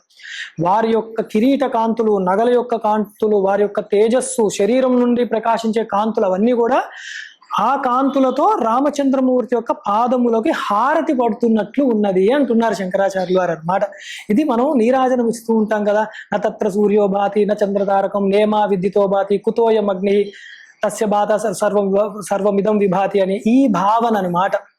ఇవన్నీ కనబడుతున్నాయి, సూర్యుడు వెలుతురుతోనే చూస్తున్నాను చంద్రుడే, కానీ వీటిలన్నిటికీ వెనక భాషించేది ఎందుకు? మరి వీరందరికీ బ్రహ్మరుద్రాదులందరికీ అంత కాంతి అంత ప్రకాశం ఉంటే వీరి పాదాలు ఎందుకు వచ్చి పడుతున్నారు వాళ్ళు అంటే, ఆ కాంతికి ఆధారమై ఉన్నది వీరి పాదముల యొక్క రేణువు కాబట్టి. అలా భావన అంటే కారణుడు అయ్యి ఉన్నాడు. అది రామచంద్రమూర్తి యొక్క ధ్యానం అట్లా చేయాలన్నమాట. వారి పాదములు, రామచంద్రమూర్తి అయినా అమ్మవారైనా, యా ఉమాసా స్వయం విష్ణు అని జగన్మాతనన్నా కూడా అదే తీరుగా చేస్తూ ఉంటాం అన్నమాట. అందుకని అలా ధ్యానం చేయాలి. ఆ హారతి ఇస్తున్నప్పుడు ఆ భావనని ఇస్తున్నారు. ఇప్పుడు కళ్ళు అన్నమాట, మనకి ఆ కళ్ళు పనిచేస్తున్న ఆ వెలుతురుని చూస్తున్నట్టు, ఆ జ్యోతి చూస్తున్నట్టు ఆ భావన ఇక్కడ మనం చేసుకోవచ్చు. అలాగే తర్వాతది పురఃప్రాంజలీనాంజనేయాది భక్తం స్వచిన్ముద్రయా భద్రయా బోధయంతం భజేహం భజేహం సదా రామచంద్రం త్వదన్యం నమన్యే నమన్యే నమన్యే. నిజమైన భక్తులు అలా ఉంటారు. భక్తుల నుండి వస్తారు భక్తులు ఎప్పుడు అంటే రామ భక్తులన్నా, అమ్మవారి భక్తులన్నా, శివభక్తులన్నా నేరుగా ఈశ్వరుని పట్టుకోరు. ఎప్పుడైనా చూడండి, వారు ఇటు నుంచి వస్తారు, భక్తుల నుంచి. ననుబ్రోమని చెప్పవే సీతమ్మ తల్లి అని ఇటు నుంచి వస్తూ ఉంటారు ఎప్పుడు కూడా. అలాగే భక్తులు ఆంజనేయ స్వామి నుంచి వస్తారు. మనం కూడా నందికేశ మహాస్వామి అని చెప్పి శివ పూజాం కరోతిమే అనుజ్ఞాం దాతుం ఇచ్చామి అని చెప్పి మనం కూడా ఆయన ప్రార్థిస్తూ ఉంటాం అన్నమాట. అలాగే గరుత్మంతుడిని అక్కడ, లేదా సుదర్శనుని నారాయణ అర్చన చేసేటప్పుడు ఇలా కూడా ప్రార్థిస్తాం. ఎందుకంటే అదో పద్ధతి. దాని నుండి ఇక్కడ భక్తులందరూ ధర్మస్వరూపులు. వృషభము అంటే ధర్మస్వరూపము. హనుమంతుడు వృషాకపిహి అని మాట విన్నారా? మళ్ళీ ఇంకో క్విజ్, ఇది విష్ణు సహస్రనామంలో ఉంది. వృషాకపి శంకరాచార్యుల వారు ఎంత గొప్పగా ఇచ్చారంటే, వృషాకపి అంటే అక్కడ వృషస్వరూపంగా, కపిస్వరూపంగా, అంటే నంది స్వరూపముగా, ఆంజనేయ స్వామి స్వరూపంగా కూడా ఉన్నది నారాయణమూర్తే అని కూడా చెప్పారనమాట ఒకానొక అర్థంలో చెప్తూ. అంటే ఇక్కడ అందుకే ఈ ముఖ్య భక్తులలో వీళ్ళు కనపడతారు. హనుమత్మూర్తి కూడా నిత్యం ధ్యానం చేస్తూ ధర్మాన్ని ఆచరిస్తూ నిత్య బ్రహ్మచారి అయ్యి ఉండి కేవలం రామభక్తి తప్ప ఏదీ లేకుండా ఉన్నారు. అంటే రామభక్తి తప్ప అంటే వేరే వాళ్ళని దండం పెట్టుకోలేదు అనుకోకూడదు, అది బాగా గుర్తుపెట్టుకోవాలన్నమాట. నమోస్తు రామాయ సలక్ష్మణాయ దేవీచతస్య జనకాత్మజాయై నమోస్తు రుద్రేంద్ర యమానిలేభ్యో నమోస్తు చంద్రార్క మరుద్గణేభ్య అని ఆయన అన్నమాటే. మళ్ళీ అది రామచంద్రమూర్తిని ప్రధానంగా దండం పెట్టుకున్న ఇతర దేవతల్ని, రుద్రులు ఇతర దేవతల్ని కూడా వారు ఆ యొక్క రామచంద్రమూర్తి యొక్క అంశగానే ప్రార్థించారు. అది తెలుసుకోవాలి. అదే అనన్యాశ్చింతయంతో మామన్నది మనం నేర్చుకుంటున్నాం గీతలో. అనన్య అన్నదానికి జగద్గురు ఆదిశంకరాచార్యులు వారు ఏమన్నంటే అపృథక్ భావేన అన్నారు. నీకు వేరుగా కాకుండా పరమాత్మని చూడు. అంటే నీకు వేరుగా కాదంటే నేను ఒకడిని ఉన్నాను అన్న ఐడెంటిటీ తీసేయి ఫస్ట్. అది తీసేసినప్పుడు ఉన్నది పరమాత్మయే. మళ్ళీ నేను ఎక్కడి నుంచి వచ్చాను? పరమాత్మయే ఉన్నాడు. అపృథక్ భావేన పరం దైవతం అని చెప్పారనమాట.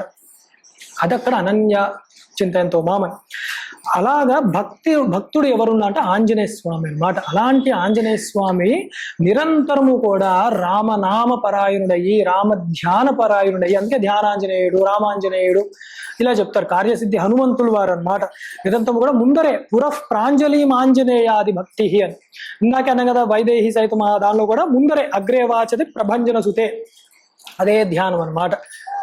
అది శంకరులు ఇచ్చిందే కాబట్టి ఇంకా ముందరే కూర్చుని వారు చక్కగా భక్తి ప్రపత్తులతో రామచంద్రమూర్తిని ప్రార్థిస్తూ ఉంటారు. రామచంద్రమూర్తి ఎలా ఉన్నారంటే స్వచిన్ముద్రయా భద్రయ, ముద్రయా భద్రయ దక్షిణామూర్తి స్తోత్రంలో ఉంటుంది. ఆ మూర్తి అదే అన్నమాట, రెండు అదే జ్ఞానమూర్తులు.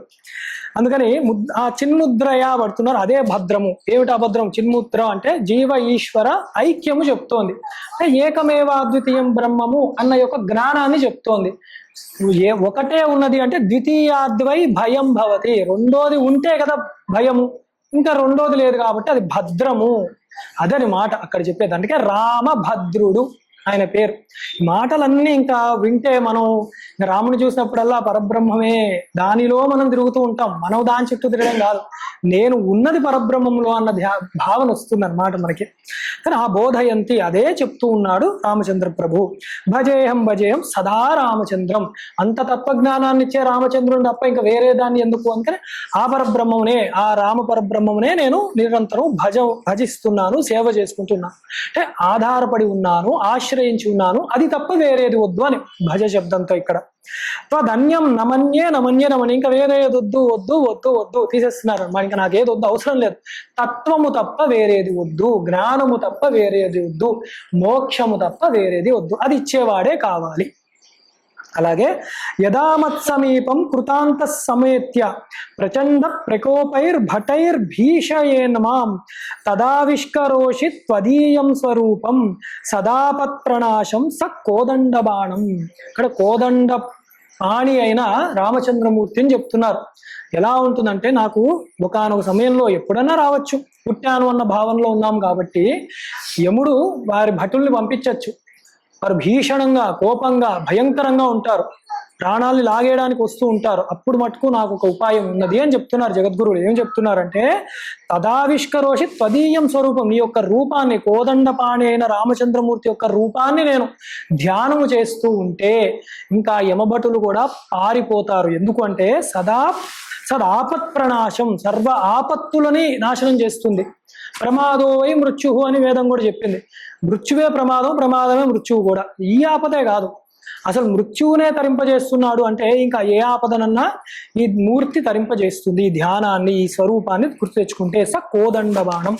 అదే మనకి రామదాస్ గారు కూడా అంటారు కదా, భండన భీముడు అర్థజన బాంధవు ఉజ్వల బాణతూన కోదండ కళా ప్రచండ భుజతాండవ కీర్తికి రామమూర్తికి రెండవ సాటి దైవమిక లేడుచున్ గడకట్టిక భేరిక డాండడ డాండ డాండ నిడదంబుల జాండము నిండ మత్త వేదంబులను చాటెదను దాశరథి కరుణాపయునిది. కరుణ ఆయనది, అది తప్ప వేరే ఏమీ లేదు. ఎందుకు కాపాడతాడండి? ఎందుకు రావాలైనా? కరుణ కాబట్టి. ఏమీ లేదు. జలము, నీరు నది దగ్గరికి వెళ్తే దాహం ఎందుకు తీరుస్తుందండి? అదేమైనా మనకి కన్నదా? మనం ఏమైనా ఇస్తున్నామా తిరిగి?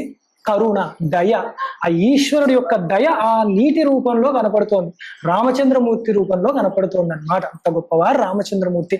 ఆ మూర్తి కాపాడుతుంది అన్నమాట యమ భటుల నుంచి. అందుకే తారకం, మృత్యువుని ధరిస్తున్నట్టనే తారకం. ఇది ఇహముగా పరముగా కూడా. అలాగే నిజేమానసే మందిరే సన్నిధేహి ప్రసీద ప్రసీద ప్రభో రామచంద్ర స సౌమిత్రిణ కైకయీనందనేన స్వశక్త్యానుభక్త్యా చ సంసేవ్యమాన. నిరంతరము కూడా నా మనస్సు అన్న మందిరంలో ఒక గుడి ఉంది స్వామి, నేను బయట కట్టుకోలేకపోతానేమో, పెద్ద పెద్ద చోట్ల అందరినీ పిలిచి చేయలేకపోతున్నానేమో, కానీ నాకంటూ ఒక మందిరం ఉంది, ఇదే ఈ దేహమే. ఇది కూడా నిరంతరం పూజ చేసే వాళ్ళకి ఒకటి చెప్పారు పెద్దలు. అందుకే దేహో దేవాలయ ప్రోక్తో జీవో దేవ సనాతన త్యజేద్ అజ్ఞాన నిర్మాల్యం సోహం భావేన పూజయేది. బాగా అలవాటు చేసుకోవాలి. ఈ దేహమే దేవాలయం, వేరేదేమీ లేదు. లోపల జీవుడు అని భ్రమపడుతున్నాను, అది సాక్షాత్ ఈశ్వరుడే. ఆయన యజమాని. ఈశ్వరుడు అని చెప్పేటప్పుడు ఆయన యజమాని. నేను ఏ పని చేసినా, ఇప్పుడు అమ్మవారు ఉన్నారు, నేను ఇక్కడికి వచ్చి చేయకూడని పనులు చేయను. మరి ఈ శరీరం గుడి అన్నప్పుడు, లోపల ఈశ్వరుడు ఉన్నప్పుడు, దీని యందు నాకు స్ఫురణ ఉండగా చేయకూడని పనులు నేను ఎలాగా ఆలోచిస్తాను, ఎలా చేస్తాను అన్న ధోరణి గనక మనకు అలవాటు అవుతే, ఒక లక్ష్మణుడులా, ఒక భరతుడులా, ఒక హనుమంతుడు వారిలా, వీళ్ళ ముగ్గురు ఒక సీతమ్మల మహాభక్తులు. ఒకసారి సంక్షేపంగా చెప్పే ప్రయత్నం చేస్తాను. హనుమంతులు వారు చూడండి, లేకపోతే ఇటు నుంచి చూద్దాం. భరతుడు చూడండి, రాములు వారు అరణ్యవాసానికి వెళ్ళాలి అన్నప్పుడు వారు నేను వెనక్కి వస్తాను అనలేదు, తర్వాత తెలిసింది. అయినా కూడా ఎక్కడ ఉన్నా కూడా, రామచంద్రమూర్తి ఎక్కడున్నా కూడా వారిని నా శిరస్సు మీద పెట్టుకుంటాను, వారి పాదుకలను. పాదుకలు పాదములు ఒకటే, పాదములు పదములు ఒకటే, మరి మాటలు. ఎక్కడ ఉన్నా కూడా మనము ఆ ధర్మాన్ని పాటిస్తాము అని ఆయన గొప్ప భక్తుడు అయ్యాడు. భరతుడి కన్నా గొప్ప భక్తుడు లేడు యథార్థానికి. అలాగే లక్ష్మణస్వామి ఏం చేశారు? నేను నిన్ను ఏది ఏమైనా కానీ నేను నిన్ను అంటుకునే ఉంటాను, నువ్వు పడుకో నేను పడుకోను, కావస్తే నువ్వు పనులు చెప్పు నేను చేస్తూ కూర్చుంటాను, నీ వరకు ఎవరు రాకుండా చేస్తూ ఉంటాను, నువ్వు నాకు అన్నవు, దేవుడవు, తండ్రివి, గురువి, దైవంవి అన్ని అని చెప్పి ఆయన. ఎప్పుడైతే నిన్ను చూడకుండా ఉంటానో అప్పుడు నేను లేనట్టే. ఈ మాట సరదాగా అనలేదు లక్ష్మణస్వామి. చిన్నప్పుడు వెళ్ళినవాడు రామచంద్రమూర్తితో లక్ష్మణస్వామి. ఆఖరిన ఉత్తర రామాయణంలో కూడా అలాగే ఉన్నాడు. తిరిగి తిరిగి చూస్తూ చూస్తూ చూస్తూ రామచంద్రమూర్తిని అలా వెళ్ళిపోయాడు ఆయన. అది తలుచుకుంటే కూడా మనం తట్టుకోలేము, అంత అలాంటి వాడు లక్ష్మణస్వామి. ఒక్కడే మగాడు అయోధ్యలో లక్ష్మణుడు, అందుకే రాముడితో వెళ్ళాడని తిట్టారన్నమాట మిగతా వాళ్ళందరూ కూడా. అంత గొప్పవాడు లక్ష్మణస్వామి, అంటుకునే ఉంటాడు. అదొక భక్తి. అలాగే హనుమంతులు సీతమ్మ అభిన్నురాలు, రామచంద్రమూర్తి అభిన్నురాలు. ఇది ఎవరు చెప్పారు? హనుమంతులు వారు చెప్పారు. విచిత్రం, సుందరకాండలో చూస్తే ఇప్పట్లాగే ఫోటోలు ఇవేం లేవు కదా చెప్పడానికి, వర్ణన కూడా ఏమి చేయలేదు. ఒక అంగుళీకం ఇచ్చి వెతకమన్నారు, హనుమంతులు వారు వెళ్ళారు, చూశారు, అమ్మవారిని చూశారు, ఎవరా ఎవరా అని ఆలోచిస్తూ అమ్మవారి యొక్క చేష్టితములు, మాటలు, లక్షణములు, గుణములు చూసి చూసి ఈ అమ్మవారిలో అంగములలో అన్ని కూడా, అంటే అవయవాల్లో కానీ రూపలావణ్యంలో కూడా రాముడే కనపడుతున్నాడు నాకు అన్నారు. ఎంత విచిత్రం! స్త్రీలో పురుషుడైన రాముడు అంటే నాలాగిలాగా ఉన్నాడు కదా, గంభీరంగా, బలిష్టముగా, సింహబాహువులతో ఒక ఏనుగు నడుస్తున్నట్టు అంత గంభీరంగా ఉండే రామచంద్రమూర్తి. మరి అమ్మవారు లావణ్యంగా, కోమలంగా ఉండేవారు. అలా ఎలా కనపడింది అంటే అదే మనం భ్రమర కీటక న్యాయం చూడాలి. ఒక భ్రమరము కీటకాన్ని తెచ్చి పడేస్తుంది. దాన్ని జూంకారం చేస్తూ చేస్తూ ఉండగా ఈ కీటకము భ్రమరముగా మారిపోతూ ఉంటుంది. అంటే బ్రహ్మమును తెలుసుకొని వింటూ వింటూ వింటూ ఉంటే మనము బ్రహ్మవేత్తలము తెలుసుకున్నవాడు బ్రహ్మైవ భవతి, బ్రహ్మమే అయిపోతున్నాడు. అదే అనమాట. అలా సీతమ్మ, అందుకే ఆవిడ ఎక్కడున్నా కూడా రామ ధ్యానముతో నిధిధ్యాసనతో రాముడి యొక్క రూపాన్ని ధరించింది. ఇది రాక్షసులకు కనపడలేదు, రావణాసురుడికి కనపడలేదు, హనుమంతుడు వారికి కనపడి. ఎందుకు? భక్తుడు కాబట్టి. ఒక భక్తుడే ఇంకో భక్తుడిని గుర్తుపట్టగలడు, ఒక జ్ఞానే ఇంకో జ్ఞానాన్ని గుర్తుపట్టగలడు. మరి హనుమంతుల వారి సంగతి ఏమిటి? ఇందాకే చెప్పాం, గొప్ప భక్తుడు. అవతారము చాలించినా కూడా స్వామి ఎత్ర ఎత్ర రఘునాథ కీర్తనం తత్ర తత్ర కృతమస్తకాంజలిం బాష్పవారి పరిపూర్ణరోచనం మారుతిం నమత రాక్షసాంతకం. అంత గొప్ప రాక్షసులు, అంటే కామ క్రోధాది రాక్షసుల్ని చంపే హనుమంతులు వారు ఎక్కడ రామనామం ఉన్నా వారు అక్కడ వచ్చి మనకన్నా ముందు విని కళ్ళలో నీళ్లు పెట్టుకొని వింటూ, స్వామి నా రామచంద్రుడిగా నేను చూశానయ్యా రాముడు కదా, నేను విన్నానయ్యా, నేను చూశానయ్యా అని ఆయన ఇంకా ప్రతి చోట కూడా ఉంటాడట. అంతటి హనుమంతులు వారు ఆయన భక్తుడు. అందుకే ఆయన అన్నారు, అవతారం చాలిచ్చినా కూడా స్వామి నేను ఉండిపోతాను, రామనామం ఉన్నంత వరకు ఉంటాను, రక్షిస్తాను వారిని. అందుకే ఎప్పుడు కూడా రామనామం మనం చెప్పుకుంటూనే ఉండాలన్నమాట. అంతటి గొప్పవారు హనుమంతులు వారు. ఈ భక్తుల ధోరణిలోనే మనం వెళ్ళాలి. అందుకే వారి స్మరణనే మనకి జగద్గురు ఆదిశంకరాచార్య వారు చేయిస్తూ ఉంటారన్నమాట. ఇక్కడ కూడా అదే చెప్తున్నారు, సౌమిత్రిణ కైకేయీ నందనేయ. అది చెప్పడానికే నేను ఇవన్నీ చెప్పానన్నమాట. సౌమిత్రి అంటే లక్ష్మణస్వామి, అలాగే ఈ భరతుడు కైకేయీ నందనుడు. ఎందుకంటే కైకేయిని కొంచెం తిట్టుకునే స్వభావం ఉంటుంది అందరికీ, ఆవిడ వల్ల అయిందని. కానీ ఆవిడ వల్లనే అవతారం కూడా ప్రయోజనం అయింది. అందుకని అలా అనుకోకూడదన్న భావన చెప్పడానికే జగద్గురులు కైకేయి నందన అని కూడా చక్కగా రాశారనమాట. స్వశక్త్యానుభక్త్యాచ సంసేవ్యమాన. నేను ఆ శక్తి కొలది కూడా చక్కగా నేను అలాగే వారినే పూజిస్తాను. వీరందరితో ఉన్న రాముడు అంటే భక్త సమూహంలో ఉన్న రాముడిని పూజిస్తూ ఉంటాను అని.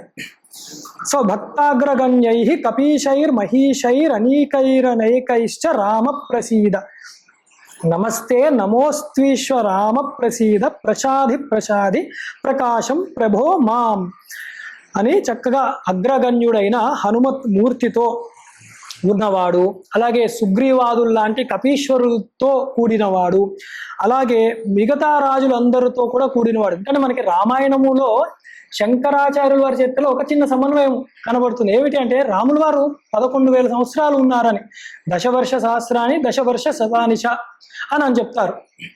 కానీ రామాయణం మొత్తం మన కథ ఆయన సుమారైతే ఆ రావణాసురుని చంపింది ఘట్టం ఒక 28 ఏళ్ళు, ఒక 30 ఏళ్ళకి పట్టాలి, అక్కడితో అయిపోతుంది. మనకి ఉత్తరామాయణం తర్వాత వస్తుంది వేరే కావ్యాలన్నీ. శంకరులు అంతే కదా, 33-2 సంవత్సరాల చరిత్రే చెప్తున్నారు కదా. అదే అన్నమాట కావ్యంలో అందము కూడా. అంటే వారు సాధించేది అప్పటికి సాధించేశారు. మిగతా జన్మ అంతా కూడా భక్తుల గురించి తరింపజేయడానికి అన్నమాట. అందుకని అప్పుడు అనేకమైన రాజులు వీళ్ళందరూ కూడా రాజసూయాది యాగములన్నీ చేసి రామచంద్రమూర్తి ఒక పాదములు అన్ని సమర్పించుకుంటుంటే అట్లాంటి రాజుల సమూహంలో రాజాది రాజు ఆయన రాజారాముడు అన్నమాట. అలాంటి సమూహంలో ఉన్నవారు, ఓ స్వామి నీవే నన్ను ఏలు, ఇంతమందిని చూసుకున్నావు, నేను బరువు అవుతానా? అవ్వను, కాబట్టి నువ్వే నన్ను ఏలుకో. ప్రసాది అంటే ఏలుకో అంటే ఏలుకో నా స్వామి అని కూడా మనం అంటాం కదా, అసలు పరమాత్మని అనాలన్నమాట.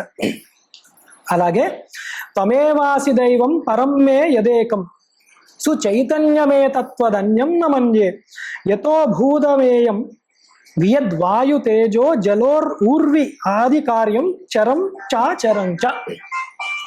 మళ్ళీ ఇప్పటి వరకు జగద్గురువులు మనకి కొంచెం సగుణ సాకారము చరిత్ర ఇది తీసుకెళ్లారు, కానీ అసలైన మార్గం మళ్ళీ తత్వం కాబట్టి ఒక్కసారి మళ్ళీ ఆ రుచి చూపిస్తున్నారు అన్నమాట. అంటే త్వమేవాసి దైవం పరం మే యదేకం, మీరు ఒక్కలే ఏకమేవా అద్వితీయం బ్రహ్మ, ఇంకా వేరే అనుమానం లేదు. ఈ సర్వ జగత్తు చరాచర జగత్ అంతా కూడా మీ అందే, కదిలేవి కదలని జగత్ స్థావర జంగమములు అన్నిటికి కూడా ప్రభువు నీవే, చైతన్య స్వరూపుడు ఆనంద స్వరూపుడు నీవే అయ్యున్నావు.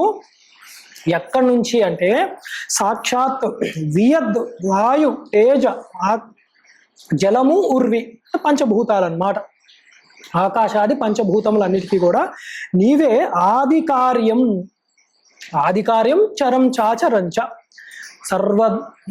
సర్వ జగత్తుకి పంచభూతములు అన్నిటికీ కూడా ఆది కార్యము నీవే అయినాయి. ఇవన్నిటికి కూడా మూల స్థానము నీవే, నీలోంచే పంచీకృతము అపంచీకృతములు అయి వచ్చాయి, తర్వాత నీలోకే లయమైపోతాయి. ఇవన్నీ శాశ్వతము కావు, నీవే శాశ్వతుడు అని చెప్తున్నారు అన్నమాట.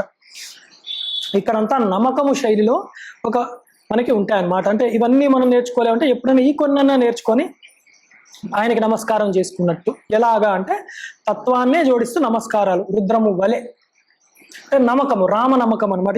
చిన్నగా ఇచ్చారు.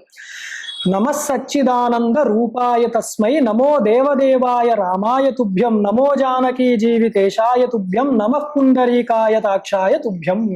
అద్భుతమైనవి అన్నమాట. సచ్చిదానంద రూపముగా భాషిస్తున్నవాడి నువ్వు, సగుణ సాకార రూపంగా. ఎందుకు అంటే భక్తులను అనుగ్రహించడానికి, సాధకులను అనుగ్రహించడానికి, ఉపాసకానాం కార్యార్థం బ్రహ్మణో రూపకల్పన.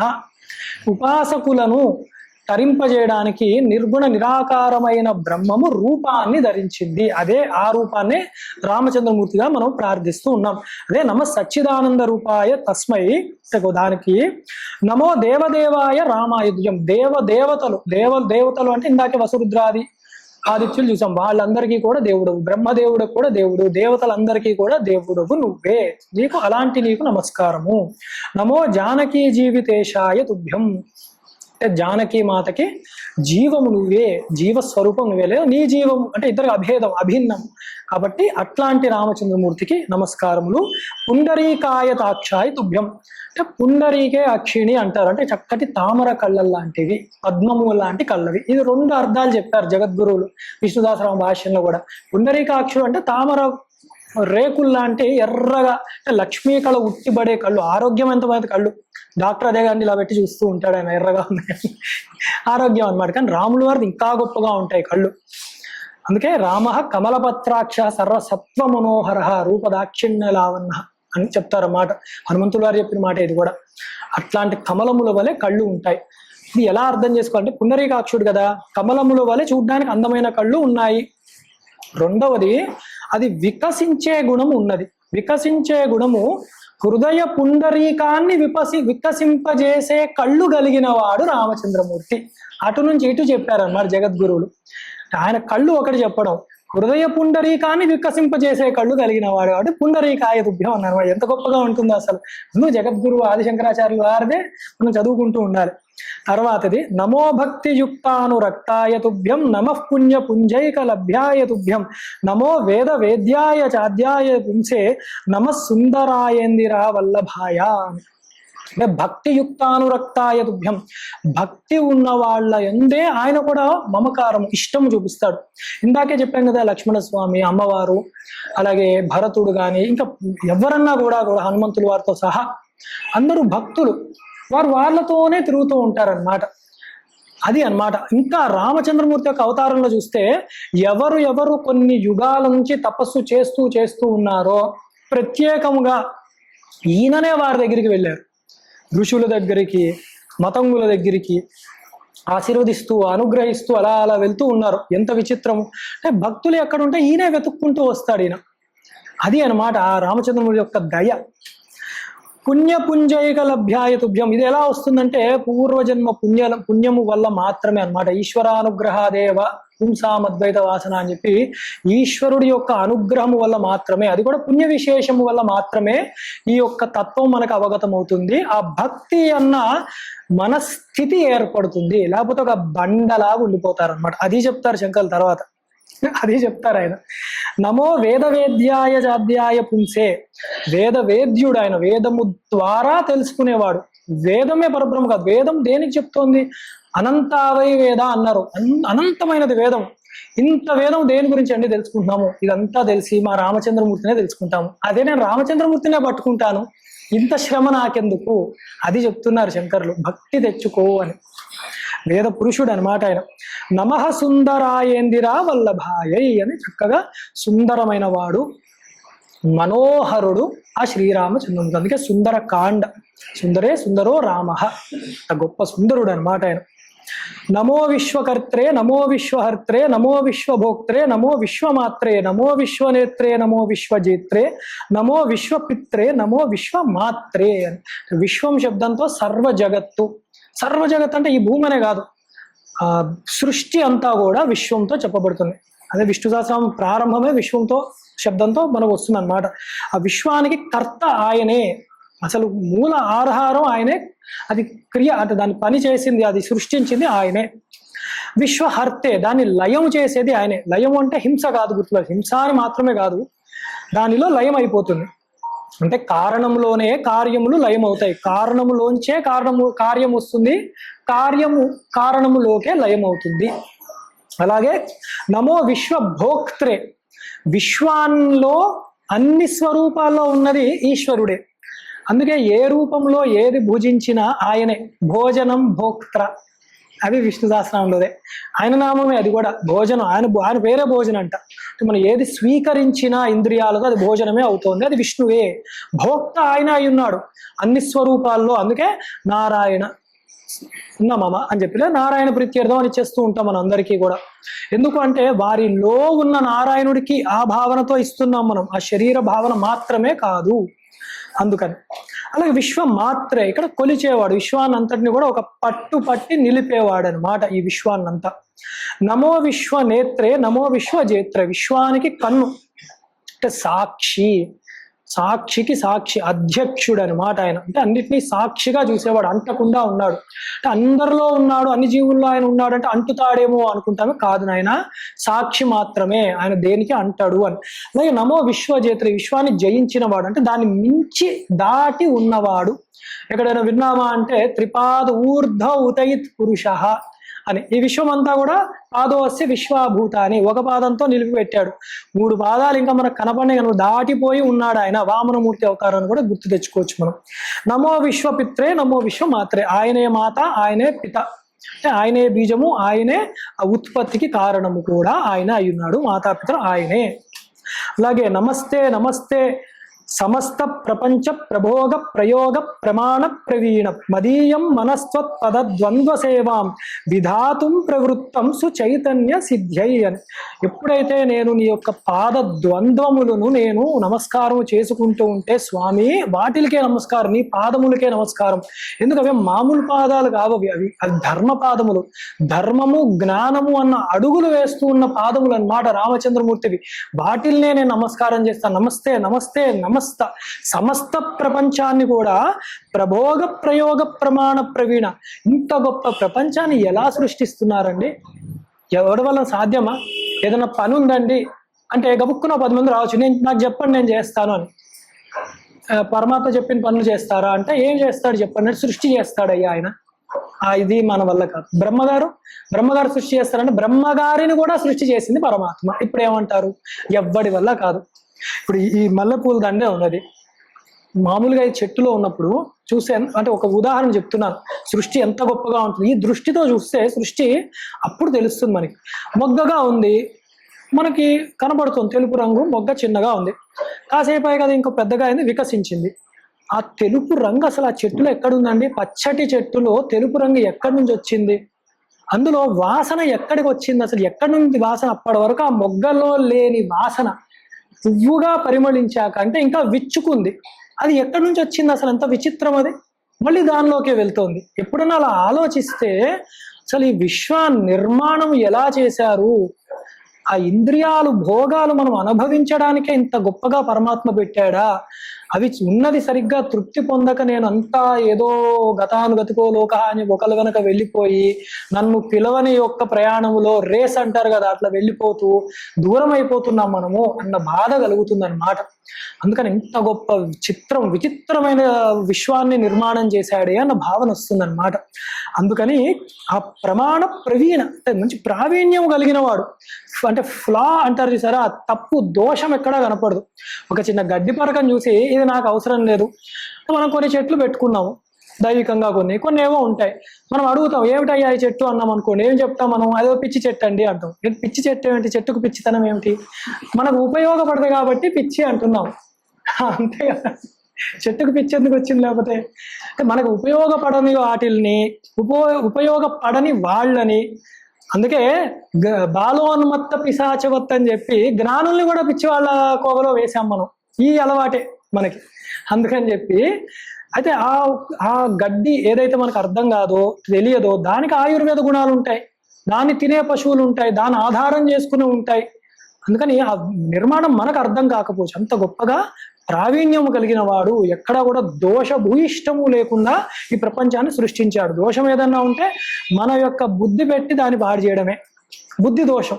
అందుకే సృష్టి దోషం కాదయ్యా దృష్టి దోషం అని పెద్దలు చెప్తూ ఉంటారు, అది అన్నమాట ఇక్కడ. ఇంకా అట్లాంటి పాదములనే నేను ఆశ్రయిస్తాను, అంత గొప్ప ప్రావీణ్యమైన వాడు అని. తర్వాతది శిలాపిత్వదంగ్రి క్షమాసంగిరేణు ప్రసాదాధి చైతన్య మాధత్త రామ నరస్త్వత్పదంద్వద్య సేవా విధానాత్ సుచైతన్యమేతీతి కిం చిత్రమత్రే. ఎంత గొప్ప భావన అంటే జగద్గురు ఆదిశంకరాచార్య వారు కాబట్టే రాయగలరేమో. ఇప్పుడు పాదముల గురించి చెప్పారు కదా, ఆ పాదముల గురించి చెప్తూ ఇంకో మాట అన్నారు, ఈ పాదములకు కూడా ఒక స్పెషాలిటీ ఉంది తెలుసా, విచిత్రమైన స్పెషాలిటీ అని చెప్తే ఆ ఘట్టాన్ని చెప్తున్నారు. ఒక బండరాయి ఉండింది ఒక సమయంలో, ఆ యొక్క పాద యొక్క స్పర్శ, పాదం తగల్లేదు యథార్థానికి, పాదము ఉన్నది అన్న స్పర్శ తెలిసిన వెంటనే ఆ బండ గొప్ప పుణ్యమూర్తిగా అహల్యలాగా తయారైందయ్యా. ఒక బండనే స్త్రీ రూపం దాల్చి అంత గొప్ప పుణ్యవతిలా అవుతే చైతన్యం ఉన్న మనిషిని నేను నిన్ను ప్రార్థించకుండా ఆ పాదాలు పట్టుకోకపోతే ఇంకా నేనెందుకు అని చెప్పి, అది ఇంకా విచిత్రం ఏముంది, ఖచ్చితంగా చైతన్యము బ్రతికి ఉన్నామని అనుకున్నవాడు అల్లా నీ పాదాలని పట్టుకోవలసిందే అని చెప్తున్నారు అన్నమాట శంకర్లు. అంత గొప్ప భావన చెప్తూ మళ్ళీ ఒకసారి ఆ ఘట్టాన్ని కూడా గుర్తు చేస్తున్నారు అన్నమాట. ఆ రామచంద్రమూర్తి యొక్క చరిత్రను కూడా రామాయణాన్ని స్పృశిస్తూ ఉన్నారన్నమాట. తర్వాత 17వది పవిత్రం చరిత్రం విచిత్రం త్వదీయం నరాయే స్మరంత్యన్వహం రామచంద్ర భవాంతం భరంతం భజంతో లభంతే కృతాంతం న పశ్యంత్యంతోంతే. అంటే పవిత్రమైన చరిత్ర కలిగిన వాడు, పుణ్యమైనదన్నమాట. చరితం రామాయణం కథం పవిత్రం అంటాం కదా, అలాగా పవిత్రమైన చరిత్ర. ఈ పవిత్రం అన్న మాటకి 3-4 పేజీలు రాశారు శంకరాచార్యుల వారి భాష్యంలో విష్ణుదాసరామంకి. అందుకే పవిత్రాణం పవిత్రంజో మంగళానాంచ మంగళం దైవతం దేవతానాంచ భూతానం వ్యయపిత. నా పవిత్రం అంటేనే మంగళము, శివము, అద్వైతము, అద్వితీయము, అన్నిటినీ పునీతుల్ని చేసేది, ఏది తలుచుకోగా, ఏది స్మరించగా, దేని యందు ఆధారపడగా, ఇవన్నీ చేయగా కూడా మనము పవిత్రులం అవుతున్నామో అది పవిత్రమే, మనం పవిత్రులం అవుతున్నాం కూడా, అది రామనామము అని. అది చరిత్రం, రాముల వారి చరిత్ర కూడా పవిత్రమైనది, అది చదవగా మనం పునీతులం అవుతున్నాము. విచిత్రం అన్నారు, చిత్రమైన ఇందాకే చిత్రమైన ఈ సృష్టి నిర్మాణము, అసలు నిర్గుణ నిరాకార బ్రహ్మం సగుణ సాకారానికి దిగడం ఏమిటి, ఇంద్రియ గోచరం అయినట్లు కనపడడం ఏమిటి, ఇదే గీతలో చెప్తారు జాతవానివ అని చెప్పి. అంటే పుట్టిన వాని వలె కనపడుతున్నాడయ్యా పరమాత్మ, నిజంగా పుట్టలేదు. నా జాయతే నా మ్రియతే, పుట్టినే లేదు, ఇంక పోవడం ఏమిటి అని.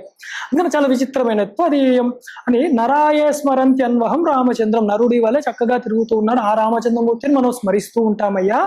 ఎందుకు అంటే భవంతం, భవము అంటే సంసార సాగరము, అజ్ఞానము, అవిద్య, దేహాత్మ భ్రాంతి, దీన్ని అంతము చేసేవాడు రామచంద్రమూర్తి, అదే తారక బ్రహ్మము అని చెప్పుకుంటున్నాం.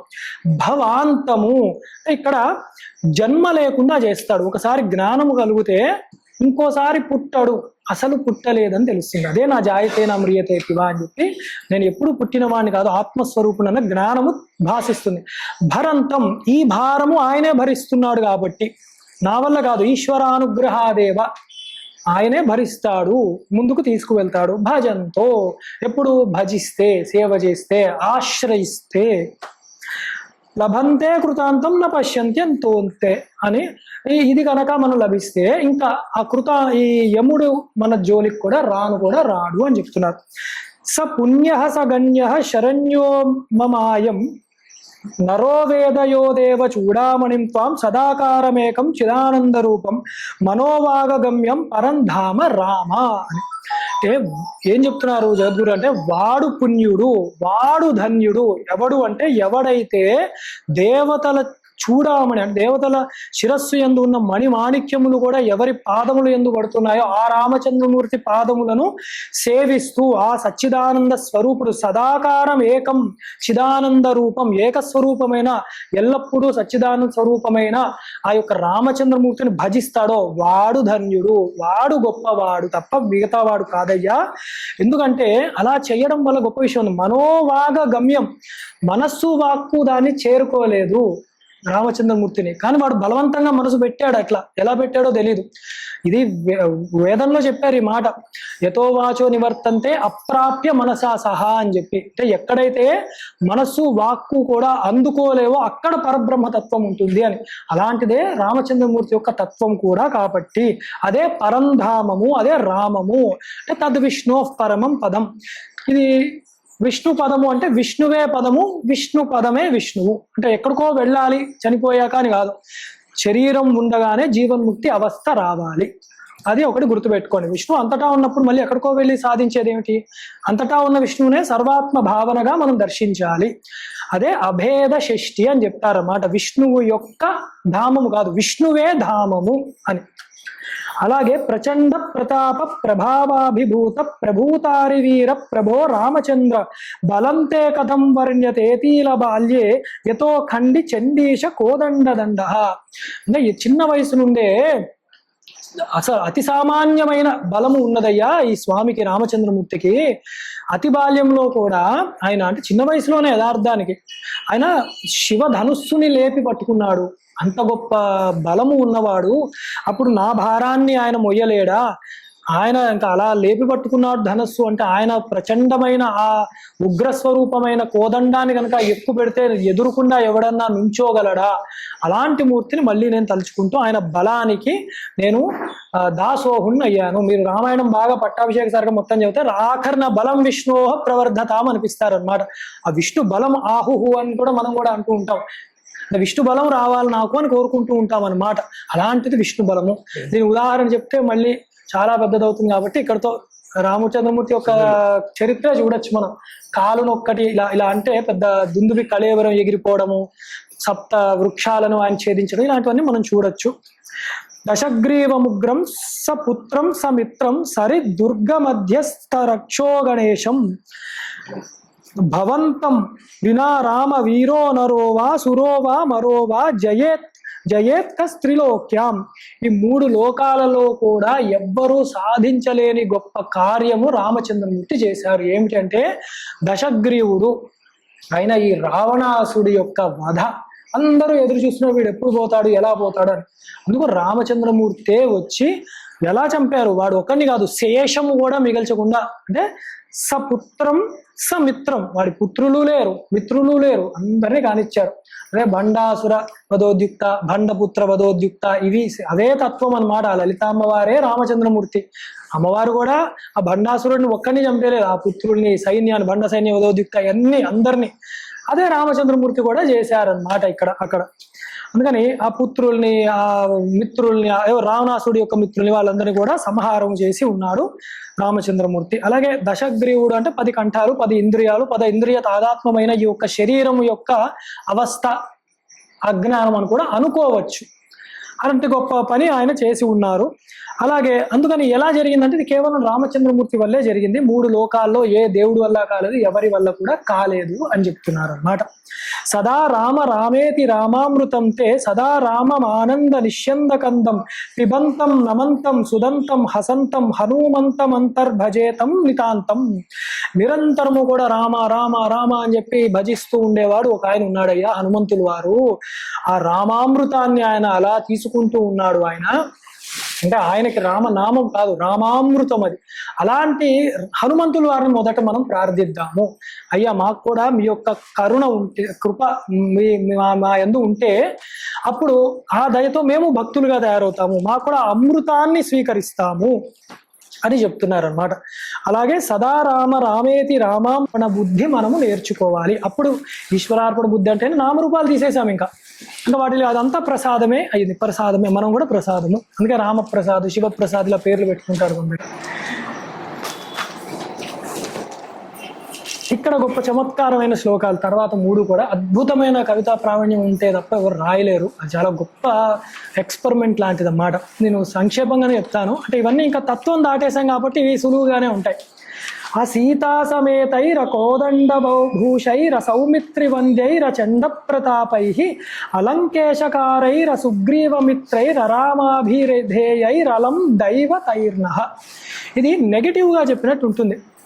ఎలా ఉంటుందంటే ఆ సీతా సమేతై, సీత లేని వాళ్ళు, అలాగే కోదండము లేని వాళ్ళు, సౌమిత్రి లక్ష్మణుడు లేనివాడు, అలాగే ప్రచండ కోపము అవి లేనివాడు, అంటే కోపం కూడా ఆయనకు తెచ్చుకున్నది మాత్రమే చక్కదిద్దడానికి. అలాగే అలంకార భూషుడు అవ్వకుండా అందంగా లేనివాడు, సుగ్రీవుడు ఇత్యాదులు మిత్రుడుగా లేనివాడు, పేరు కూడా రాముడు అని లేనివాడు, అలాంటి దేవుడు అలం దైవతైర్నః, మాకు అట్లాంటి దేవుడు వద్దు అని ఒకటి చెప్పడం. ఇక్కడ ఇంకొకటి భగవద్గీతని కొంచెం మనం సహాయంగా తీసుకుంటే వర్ణానాం అకారోస్మి అని ఉంటుంది. వర్ణములలో అకారము విష్ణువే అయి ఉన్నాడు. విష్ణువు కృష్ణుడు ఒకటే, లేదా విష్ణువు రాముడు ఒకటే. విష్ణువు అకారుడు అయి ఉన్నాడు, అంటే రాముడు కూడా అకారుడు అయి ఉన్నాడు. ఆ సీత అన్నప్పుడు ఆ ప్లస్ సీత, అంటే రాముడితో కలిసి ఉన్న సీత, సీతారాముడు. ఆ కోదండం అంటే కోదండ రాముడు. అలాగే సౌమిత్రి అంటే లక్ష్మణ రాముడు అనమాట, లేదా రామలక్ష్మణులు. అలాగా అంటే ప్రతాపరాముడు, రాజారాముడు, సుందర రాముడు. ఇలా ఉన్న రాముడే అలం. అంటే అలం అంటే రెండోది కూడా చాలు అని కూడా, ఇందాక వద్దు అని, ఇలా కాని దేవుడు వద్దు. ఇక్కడ అలం అన్నది, అలం ప్రత్యయం మనం దేనికి వాడుతామంటే ఇంకా చాలు, ఈ స్వామి నాకు చాలు, సీతారాముడు చాలు నాకు, లక్ష్మణ రాముడు చాలు నాకు అని అలం, ఇలా చాలు నాకు అని చెప్పి ఒక గొప్ప ప్రక్రియ. 2 విధాలుగా అర్థం చేసుకునేవి అనమాట. ఇప్పుడు వచ్చే మిగతా 2 కూడా అలా అర్థం చేసుకునేవే. ఆ వీరాసనస్థైర చిన్ముద్రికాడ్యైర భక్తాంజనేయాది తత్వ ప్రకాశై ఆ మందారమూలైర మందారమాలైర రామాభిధేయైరలం దైవతైర్నః. ఇక్కడ కూడా వీరాసనముతో కూర్చొని లేకున్నవాడు మాకొద్దు, అలాగే చిన్ముద్ర పట్టని వాడు మాకొద్దు, భక్తాంజనేయుడు ముందు లేనివాడు మాకొద్దు, తత్వము ఇయ్యని వాడు మాకు వద్దు, చక్కటి మందార వృక్షం అంటే ఇక్కడ కల్పలు తరువు దగ్గర కూర్చున్నవాడు కాకపోతే మాకొద్దు, మందార మాలలు వేసుకొని లేకపోతే మాకొద్దు, అందమైన పేరు రామ అని పేరు లేకపోతే ఆ దేవుడు మాకొద్దు అని అనడం. మళ్ళీ ఇందాకట్లాగే ఆ పెట్టినప్పుడు వీరాసనములో ఉన్న రాముడే మా రాముడు, ఆయనే కావాలి. చిన్ముద్రతో ఉన్న రాముడే కావాలి. భక్త ఆంజనేయుడు, రామభక్త ఆంజనేయుడే కావాలి. తత్వరాముడే, రామతత్వమే కావాలి. అలాగే సుందర రాముడే కావాలి అని చెప్పి ఇది ఇంకో విధంగా మనం చూసేది. ఆ సింధు ప్రకోపైర వంద్య ప్రతాపైర బంధు ప్రయాణైర మందస్మితాడ్యై ఆ దండ ప్రభాసైర ఖండ ప్రబోధైర రామాభిధేయైరలం దైవతైర్నః. అంటే కిందది కూడా అలాగే 2 విధాలు వస్తాయి. ఇలాంటి దేవత వద్దు, ఇలా లేకపోతే దేవత వద్దు, లేదా ఇలాంటి దేవత చాలు మాకు అని. ఏమిటంటే సింధు ప్రకోపై, ఆ సింధు దాటినవాడు, రామసేతు వచ్చేసరి ఇలా చెప్తూ కూడా కథ కూడా నడుస్తూ ఉంటుంది. రామ చరిత్ర పవిత్రం మొట్టమొదట అది చెప్పాలి. అందుకని అది దాటనివాడు, అందుకే దాటినవాడు, లేకపోతే అలా దాటిన ఆ రాముడే, ఆ చరిత్రే కావాలి. ఈ రామదండు, ఈ హనుమాదాదులు, ఈ వానరములతో కలిసిన ఆ బంధువులతో కలిసిన ఆ రామచంద్రమూర్తే చరిత్ర కావాలి. మందస్మితంగా చక్కగా నవ్వుతూ అందరినీ పలకరిస్తాడయ్యా రాముడు, అట్లాంటి మందస్మితమే మాకు కావాలి. అలాగే ఆ దండ ప్రవాసైర ఖండ ప్రబోధై అని చెప్పి ఎప్పుడూ కూడా దండించేవాడు, అలాగే చక్కటి ప్రబోధములు చేస్తూ మంచి మాటలే చెప్తూ ఉండే ఆ రాముడు, ఆ రాముడు అన్న పేరు అంటే పేరుతో సహా మాకు ఆయనే కావాలి ఆయన తప్ప అలం మాకు వేరేది వద్దు, ఇది మాత్రం చాలు అని అన్నమాట. తర్వాత హరే రామ సీతాపతే రావణారే హరారే మురారే సురారే పరేతి లపంతం నయంతం సదాకాలమేవం సమాలోక కాలోకయాకశేష బంధోహు అని చెప్పి ఇక్కడ కూడా రాముల వారి యొక్క అనేక నామములు. హరి అన్న నామం రాముల వారికి, అంటే నారాయణుడి నామాలే వీరికి వస్తాయి. హరే రామ అంటే రామ ఆ పాపములు తీసేయి అని చెప్పి భజిస్తున్నాము. అలా సీతాపతే ఎప్పుడు కూడా శక్తి సహితంగానే మనము భజిస్తూ ఉంటాం. రావణారే అంటే రావణాసుని అంతమొందించిన వాడు. ఇక్కడ ఒక రకంగా చూస్తే మనకి రామాయణం పేర్లు కూడా వచ్చేసాయి. రామాయణము, సీతాయాశ్చరితం మహత్, అలాగే దశగ్రీవ వధ, ఆ మూడు కూడా ఆ లైన్లో వచ్చేసాయన్నమాట. రామాయణమే చెప్పారు అక్కడ. ఖరారే మురారే సురారే పరేతి, ఖరుడు ఖరదూషణాదులను సంహరించిన వాడు. మురారే, మురారే అన్నది కృష్ణ భగవానుడికి విష్ణువుకుంది పేరు. అంటే మురా శబ్దంతో ఇంద్రియాలు కూడా చెప్పబడ్డాయి. ఆ ఇంద్రియ వ్యామోహము, ఆ తాదాత్మ్యాన్ని కూడా పోగొట్టేవాడు రాముడు అని తత్వతః చెప్పారు ఇక్కడ. సురారే సర్వ దేవతలకు కూడా మురారే సురారే అన్నమాట. అలాగే అసురులను కూడా అసురారే ఇక్కడ అంటే అసురులను కూడా చంపేవాడు ఆయన. అలాగే అలాంటి వాడిని మనము భజిస్తున్నాము. అలాగే ఇంత గొప్ప రామచంద్రమూర్తి వారి యొక్క సాంగత్యమే నాకు నిత్యము ఉండాలి, ఇలాంటి తప్ప నాకు వేరేది ఏది వద్దు అని చెప్తున్నారు. అలాగే మళ్ళీ నమస్తే అని చెప్పి నమస్కారములు చెప్తూ, నమస్తే సుమిత్రాసు పుత్రాభివంద్య నమస్తే సదా కైకయీ నందనేడ్య నమస్తే సదా వానరాధీశ వంద్యన్ నమస్తే నమస్తే సదా రామచంద్ర. సుమిత్రాసు పుత్రాభివంద్య లక్ష్మణస్వామి, శత్రుఘ్నుడు వీళ్ళు ఎప్పుడు నిరంతరము నమస్కారము చేసుకుంటూ ఉండే రాముడు. అలాగే భరతుడు కలిసి ఉన్నవాడు, వానరాధీశులు కలిసి ఉన్నవాళ్ళు, అలాగే రామచంద్రుడుగా ప్రకాశిస్తూ ఉన్నవాడు. అంటే పట్టాభిషేక మూర్తి వీళ్ళందరూ పక్కపక్కనే ఉంటారు, అది గుర్తు తెచ్చుకోవాలన్నమాట. ఇలా ఎందుకు ఒకేసారి చెప్పండి, ఇక్కడ ఆఖరణ వస్తుంది కదా, అందుకని ఇక పట్టాభిషేకం చెప్పేశారనమాట. రామాయణం అయిపోయింది, సేతు బంధువు అని చెప్పేశారు. అది ఇప్పుడు పట్టాభిషేక మూర్తులు వీళ్ళు ఇలా పక్కన ఉంటారన్నమాట, వింధ్య చామరాలు అన్నీ వీస్తూ. ఆ మూర్తిని గుర్తు తెచ్చుకోవాలన్నమాట ఇక్కడ నమస్కారాలు చెప్తూ. అలాంటి రామచంద్రమూర్తికి నమస్కారము చేస్తున్నాను అని. అలాగే ప్రసీద ప్రసీద ప్రచండ ప్రతాప ప్రసీద ప్రచండారికాల ప్రసీద ప్రపన్నానుకంపిన్ ప్రసీద ప్రభో రామచంద్ర. ఆ రామచంద్రుడే ప్రచండ ప్రతాపము కలిగిన ఆ రామచంద్రమూర్తి. అంటే రాముడు మనకు సౌమ్యంగా అలా కనపడినా కూడా వారి యొక్క ప్రతాపం చాలా గొప్పదన్నమాట. అందుకే మనం రామ సాలగ్రాములు ఇంట్లో పెట్టుకున్నా కూడా కొంచెం జాగ్రత్తగా చూసుకోవాలి వాటిని. నరసింహ సాలగ్రామాలు, రామ సాలగ్రామములు ఇవి కొంచెం జాగ్రత్తగా పూజ చేస్తూ ఉండాలన్నమాట. అప్పుడు ఇంకొంచెం చక్కగా అవి శాంతిని పొంది రక్షణగా ఉంటూ ఉంటాయి. అంటే ప్రతాపుడు అన్నమాట ఆయన, చండభానుడు. అలాగే ప్రచండారి కాల, ఈ కాలాన్ని కూడా సంహరించేవాడు, అంటే ఈ మృత్యువుని కూడా సంహరించేవాడు. అంటే మృత్యువు కూడా ఆయన వశములో ఉంటుంది, కాలకాలుడు ఆయన. అలా ప్రపన్నానుకంపిన్ అని చెప్పి దయా సముద్రుడు రామచంద్రమూర్తి. అందుకే భయకృత్ భయనాశన, భయపెడతాడు కరెక్టే మీరు చెప్పినట్టు, కానీ భయాన్ని నాశనం చేస్తాడు. భయాన్ని నాశనం చేయడానికే భయపెడతాడు ఆయన. ప్రభో రామచంద్ర, నీవు నా ప్రభువివి రామచంద్ర, అంటే నీవే నాకు ప్రభువు, నీకన్నా పెద్దవారు ఎవరూ లేరు, నిన్నే నేను ఆశ్రయిస్తున్నాను అని చెప్పడం అన్నమాట. దీని ఆఖరిది ఫలశ్రుతి చెప్తున్నారు శంకరులు.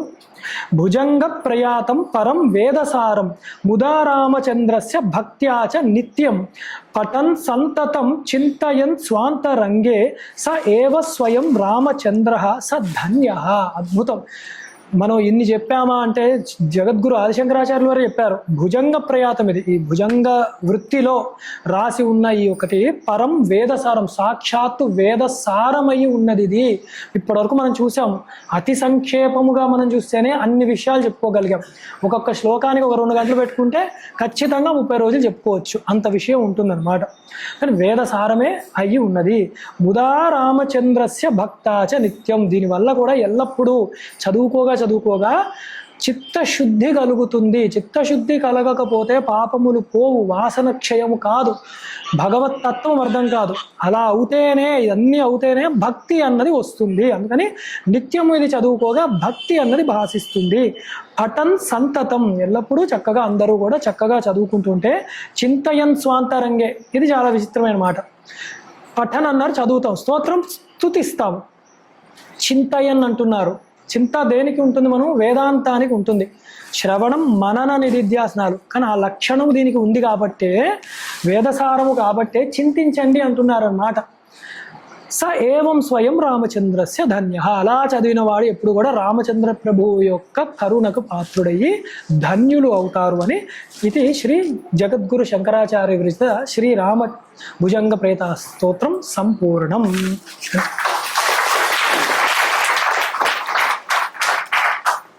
ఒక్కసారి నామస్మరణ ఒకసారి చేద్దాము.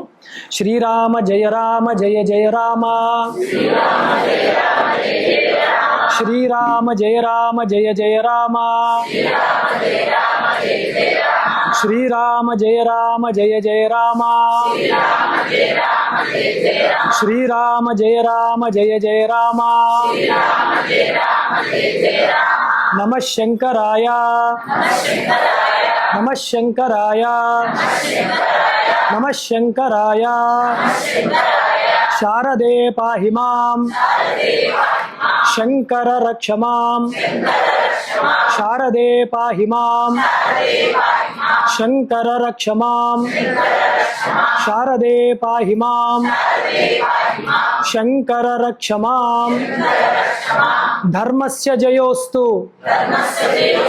అధర్మస్య నాశోస్తు, ప్రాణిషు సద్భావనాస్తు, విశ్వస్య కళ్యాణమస్తు. శృతి స్మృతి పురాణానామాలయం కరుణాలయం నమామి భగవత్పాదం శంకరం లోకశంకరం. సదాశివ సమారంభాం శంకరాచార్య మధ్యమాం అస్మదాచార్య పర్యంతాం వందే గురు పరంపరాం. హర నమః పార్వతీపతయే. హర హర మహాదేవ. శాంతి శాంతి శాంతి. స్వస్తి. మహాదేవ్.